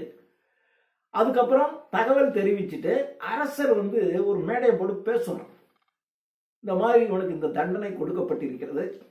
இந்த தண்டனை கொடுக்கப்பட்டு அந்த ஸ்பீச்ல அவர் வந்து the king will speech on kindness, ஒரு அன்பை பற்றியும் லீனியன்சி, எப்படி மக்கள்கிட்ட லீனியண்டா இருக்கணும், ரொம்ப ஸ்ட்ரிக்டா இருக்கக்கூடாது, லீனியன்சியை பற்றியும் கைண்ட்னஸை பற்றியும் அரசர் வந்து அதை பத்தி பேசுவாரு அப்படிங்கிற மாதிரி சொல்றாங்க. இப்படி வந்துருச்சு. இதுதான் இப்ப எல்லாம் நடக்குது. இவனுக்கு மெசேஜ் கம்யூனிகேட் பண்ணியாச்சு, அரசர் வந்து அதை பத்தி பேசிட்டாரு, லீனியன்சி கைண்ட்னஸ் இதெல்லாம் பத்தி அவர் பேசிட்டாரு. இன்னும் 3 நாள்ல இவனுக்கு வந்து தண்டனை நிறைவேற்ற போறாங்கன்னு தெரிஞ்ச உடனே நம்மால் என்ன பண்றாரு, கலிவர் என்ன பண்றாருன்னா இங்க இருந்து நேரா பிளஃபஸ்கியூக்கு செய்தி அனுப்புறாரு, இந்த மாதிரி எனக்கு இங்க தண்டனை நிறைவேற்ற போறாங்க, நான் அங்க வரணும் அப்படின்றாரு. உடனே அவனுங்களை வந்து நீ வரலாம் அப்படின்னு சொல்லிடுறாங்க. வரலான்னு சொன்ன உடனே இவர் அங்கிருந்து தப்பிச்சு அவங்க நாட்டுக்கு போயிடுறாரு, பிளஃபஸ்கியூக்கு போயிடுறாரு. இப்போ கடைசி சாப்டர் 8th சாப்டர். பிளஃபஸ்கியூக்கு போன உடனே இவரை வந்து அங்க நல்லா வரவேற்கிறாங்க, நிறைய அவருக்கு வந்து கொடுக்குறாங்க. கொடுத்து அங்க இருக்கிற மக்கள் இவனை ரொம்ப கொண்டாடுறாங்க. ஏன்னா இவன் ஒரு நல்ல ஆளா இருக்கான், இவன் பவர்ஃபுல்லானாலும் இப்ப நம்ம பக்கம் வந்துட்டான் அப்படிங்கிற மைண்ட்லேயே அவங்களுக்கு நல்லா கொண்டாடுறாங்க. இந்த மீன் டைம் லில்லிபுட்ல இருந்து ஒரு மெசேஜ் வருது. இந்த மெசேஜ்ல இந்த மாதிரி எங்க நாட்டினுடைய குற்றவாளி ஒருத்தன், ஒரு கொலை தண்டனைக்கு கொடுத்து வந்த எங்க குற்றவாளி ஒருத்தன் இங்க இருந்து தப்பிச்சு உங்க நாட்டுக்கு வந்துட்டான், அந்த குற்றவாளியை எங்களுக்கு இத்தனை நாளைக்குள்ள நீங்க 1 வாரத்துக்குள்ள எங்கிட்ட நீங்க ஒப்படைக்கணும் அப்படிங்கிற மாதிரியான ஒரு மெசேஜ் ஒன்று இங்கிருந்து வருது. வந்தோடனே அந்த பிளஃபஸ்கியூனுடைய அரசர் மறுபடியும் ஒரு ரிட்டர்ன் மெசேஜ் கொடுக்குறாரு. நாங்கள் வந்து 1 வாரத்தில் அனுப்ப முடியாது, ஆனால் ஒரு சில வாரங்களில் நாங்கள் அவரை உங்களுக்கு திருப்பி அனுப்புகிறோம் அப்படின்னு சொல்லி திரும்பியும் அவர் அனுப்புகிறாங்க. அனுப்பிட்டு ஒரு சில வாரங்களில் தான் சொல்லியிருக்காங்க. அந்த வாரங்கள்ங்கிறது எத்தனை வேணாலும் இருக்கலாம் இல்லையா. அப்படின்னு இந்த பிளஃபஸ்கியூக்காரங்க என்னன்னா, இவன் நம்ம கூட இருக்கான், அவனுக்கு வந்து இவனையே திருப்பி கேட்கலாம். இவன் போனான்னா அங்க இருக்கிறவனெல்லாம் ஒரே அடியில் அடிச்சு தூக்கிடுவான் அப்படின்னு சொல்லிட்டு ஒரு சில வாரங்களில் நாங்கள் திருப்பி அனுப்புகிறோம்னு சொல்லி திருப்பி கொடுத்துட்டாங்க. மெசேஜ் கொடுத்துட்டோம். கொடுத்துட்டு இந்த பிளஃபஸ்கியூக்காரவங்க இவங்ககிட்ட சொல்றாங்க, நீங்க ஒன்றும் கவலைப்பட வேண்டாம், நீங்க எங்கேயும் போவேன்னா, நாங்கள் சும்மா தான் மெசேஜ் கொடுத்தோம், நீங்க இங்கேயே எங்க நாட்டிலேயே நீங்க இருக்கலாம், உங்களுக்கு வேணுங்கிற எல்லா வசதியும் நாங்கள் செஞ்சு தரோம் அப்படின்னு சொல்றாங்க. ஆனா கலிவருக்கு வந்து இனிமே இந்த மாதிரியான இந்த பிரின்சஸ் மினிஸ்டர்ஸ் இவனுங்க மேல எல்லாம் அவருக்கு நம்பிக்கை இல்லை. அது அவன் நம்பிக்கை இல்லை, இனிமே இவனுங்கெல்லாம் நம்ப வேணாம் அப்படின்னு நினச்சிக்கிட்டு இருக்காரு. இந்த மீன் டைம் அங்கே ஆக்சுவலாக கடல்ல ஒரு படகு, ஒரு உடஞ்ச படகு கரை ஒதுங்குது. அதை இவர் பார்க்குறாரு. அந்த படகை எடுத்துட்டு வந்து இவர் கொஞ்சம் ரிப்பேர் பண்ணுறாரு. ரிப்பேர் பண்ணி அங்கே இருக்கக்கூடிய மரங்கள் எல்லாம் சேர்த்துக்கிட்டு இவர் ஒரு சின்ன படகு ஒன்று தயாரிக்கிறாரு. தயாரிச்சுட்டு செப்டம்பர் 1701 செப்டம்பர் 24 அந்த நாட்டை விட்டு அவர் அங்கிருந்து கிளம்புறாரு. அப்படி கிளம்பும் போது அந்த அரசர்கிட்ட கேட்கிறாரு, உங்களுடைய மக்கள்ல ஒரு சிலரை நான் எடுத்துக்கிட்டு போட்டுமா அப்படின்னு கேட்கிறாரு. ஆனா அவங்க வந்து இல்ல இல்ல நீங்க மக்களெல்லாம் எடுத்துட்டு போக கூடாது அப்படின்னாங்க. சரி பரவாயில்ல, நான் வந்து இங்க இருக்கிற அனிமல்ஸ், இந்த மாடு ஆடு இதுல இருந்து கொஞ்சத்தை எடுத்துக்கிட்டோம்னா ஓகே அப்படின்னு சொல்லிடுறாங்க. ஸோ சில ஆடுகள் மாடுகள் இந்த மாதிரி சில மிருகங்களை தான் அவர் கொஞ்சம் கையில எடுத்துக்கிறாரு. மனிதர்களை எடுக்கணும்னு சொல்லலை, எடுத்துக்கிட்டு அவர் கிளம்பிட்டாரு. கிளம்பி அந்த படகுல கொஞ்சம் தூரம் கப்பல்ல போறாரு. ஒரு சில நாட்கள் ஆன உடனே ஒரு பிரிட்டிஷ் ஷிப் ஒன்று வருது. அந்த பிரிட்டிஷ் ஷிப் பார்த்த உடனே இவர் கையசைக்கிறாரு. கையசைச்ச உடனே அந்த கப்பல் நிற்கிது. நின்று இவரை ஏற்றிட்டு போகுது. ஏற்றிட்டு போய் இவர் 1701 செப்டம்பர் 24 புறப்பட்டார். 1702 ஏப்ரல் 13 இவர் மறுபடியும் பிரிட்டிஷ் ஷிப் தானே இங்கிலாந்து லண்டனுக்கு வந்து சேர்ந்துட்டாரு. வந்து சேர்ந்துட்டு அப்பாடா வந்து சேர்ந்துட்டு பார்க்குறாரு, ஒரு எலி வேகமாக வந்தது. இவர் கையில் இருக்கிற சின்ன மாடு ஒன்று தூக்கிட்டு போயிடுச்சு. ஆஹா, இனிமேல் இந்த எலி பூனைகிட்டலாம் ஜாக்கிரதையாக இருக்குன்றாண்டு இவர் கொண்டு வந்த அந்த ஆடு மாடுகள்லாம் ஒன்று போயிடுச்சு. மீதி இருக்கிறதெல்லாம் ரொம்ப பாதுகாப்பாக வைத்து அந்த பிரிட்டிஷ் நாட்டினுடைய கிராஸ் அங்கே இருக்கிற புல்கள்லாம் அதை சாப்பிட வைக்கிறாரு. அதுங்களும் ரொம்ப சந்தோஷமாக சாப்பிடுது. இப்போ இவருக்கு கொஞ்சம் பணம் இல்லை, ஏன்னா இவர் லில்லிபுட் அங்கே வந்துட்டாரு, கிட்ட ஏது காசு. ஆனால் ஊருக்கு வந்தோடனே இவர் காசு தேவைப்படுது. அப்போ என்ன பண்ணுறாருன்னா இந்த அனிமல்ஸ் எல்லாம் ஷோ படுத்துறாரு. காசு எக்ஸிபிஷன் மாதிரி எக்ஸிபிஷன் நடத்துறாரு. என்ட்ரன்ஸ் டிக்கெட் இவ்வளவு, உள்ளே வந்து பாருங்க 4 இன்ச்சுக்கெல்லாம் உங்களுக்கு ஆடு மாடெல்லாம் இருக்குது, நான் காட்டுறேன் அப்படின்னோடனே மக்கள் ஆச்சரியப்பட்டு உள்ளே குமிஞ்சிடலாம். ஏகப்பட்டமாக காசு கொடுத்துறாங்க. காசெல்லாம் வசூலாகுது. வசூலாகி எல்லாத்தையும் வந்து பார்க்குறாங்க. எல்லாரும் ஆச்சரியப்பட்டு போகிறாங்க, ஏன்னா இந்த ஹைட்ல எல்லாம் ஆடு மாடெல்லாம் இருக்கு அப்படின்னு சொல்லி எல்லாரும் பார்த்துட்டு போகிறாங்க. இவர் கொஞ்சம் கம்ஃபர்டபுளாக இருக்குது. அப்புறம் கொஞ்ச நாள் யோசிக்கிறாரு, இந்த ஆடு மாடெல்லாம் செத்து போச்சுன்னு வச்சுங்க, அப்புறம் எப்படி பண்ண முடியும் இல்லையா? இவர் வந்து சில நாட்கள் ஆகிடுச்சு, 2 மாதம் ஆகுது. இனிமே இது கொஞ்ச நாள் கழிச்சு, ஏன்னா இந்த சைஸில் இருக்குது, எப்போ சாகும்னு சொல்ல முடியாது, செத்து போயிடுச்சுன்னா நமக்கு ஒன்றும் பண்ண முடியாது அப்படிங்கிறதுனால எல்லாத்தையும் என்ன பண்ணாருன்னா ஒருத்தனை கூப்பிட்டாரு. 600 பவுண்டு விழுந்தா எல்லாத்தையும் நீ வச்சுக்க, நீ ஷோ நடத்திக்கிறான்ட்டு எல்லாத்தையும் 600 பவுண்டுக்கு ஒருத்தன்ட்ட வித்துட்டாரு. வித்துட்டு 2 மாதங்கள் இங்கே இருந்தார். இருந்துட்டு ஜூன் 20 ஏப்ரல் 13 இங்கே வந்தார். அப்புறம் ஏப்ரல்லேருந்து மே 13, ஜூன் 13, ஜூன் 20 2 மாதங்கள் 7 நாட்கள் கழித்து மறுபடியும் தன்னுடைய 2வது அட்வென்ச்சருக்காக கிளம்பி விட்டார். இதுதான் voyage to Lilliput in full. அதாவது இந்த வாயேஜ் டு லில்லிபுட்ல நான் ஒரு இன்சிடென்ட் கூட மிஸ் பண்ணாம ஓரளவுக்கு நான் எல்லா இன்சிடென்ட்டையும் உங்களுக்கு நான் சொல்லியிருக்கேன். நீங்க பார்க்கலாம் இந்த நாட்டில் மக்கள் எப்படி இருப்பாங்க. இது கம்ப்ளீட்டா லில்லிபுட் என்பது இங்கிலாந்து தான். அது இங்கிலாந்துல சட்டம் எப்படி இருக்கு, இங்கிலாந்துல எதுக்கு முக்கியத்துவம் கொடுக்கலாம், இங்கிலாந்து மக்கள் எப்படி இருக்காங்க அப்படிங்கிறதான். இந்த லில்லிபுட்டியன்ஸ் அப்படிங்கிறது இங்கிலீஷ் பீப்புள் தான் லில்லிபுட்டியன்ஸ் அப்படிங்கிற மாதிரி வருது. அடுத்தது அந்த கிங் இருக்காரு பாருங்க, அந்த லில்லிபுட்டினுடைய கிங், அவரு முதலாம் ஜார்ஜ் மன்னர், ஜார்ஜ் த ஃபர்ஸ்ட். இந்த ஜார்ஜ் த ஃபர்ஸ்ட்ங்கிறத இவங்க கூட்டிட்டு வந்தாங்க. அதாவது அந்த நாட்டினுடைய டோரி பார்ட்டி, அந்த நாட்டினுடைய ப்ராட்டஸ்டன்ட்ஸ், இவங்க இந்த நாட்டில் அமைதி வேண்டும் என்பதற்காக ஜார்ஜ் ஃபர்ஸ்ட்டை திரும்பி கூட்டிட்டு வந்தாங்க. அவங்க தான் கூட்டிட்டு வந்தாங்க. ஆனால் கூட்டிட்டு வந்தது அவங்க. ஆனால் அவர் சப்போர்ட் பண்றது கேத்தலிக்ஸுக்கு சப்போர்ட் பண்றாரு. டோரி பார்ட்டியில் இருக்க இவங்களுக்கு வந்து எந்த சப்போர்ட்டுமே கொடுக்கல. அதைத்தான் இந்த கதையில வந்து உங்களுக்கு இன்டைரக்டாக சொல்றாரு. அது அந்த கிங் ஜார்ஜினுடைய ஒய்ஃப் இருக்காங்க இல்லையா, அவன் தான் குயின் ஆனே. அந்த குயின் ஆனே அவள் இப்படிதான் இந்த கலிவரை வந்து ரிசீவ் பண்றான். ஆனா அவன் யூரினேட் பண்ணோடனே இவனை ரிவெஞ்ச் பண்ணணும்னு வந்துட்டான் இல்லையா, அது வந்து அந்த குயின் ஆனே. இப்படித்தான் அவர் வந்து இந்த கதையை கட்டமைக்கிறார்.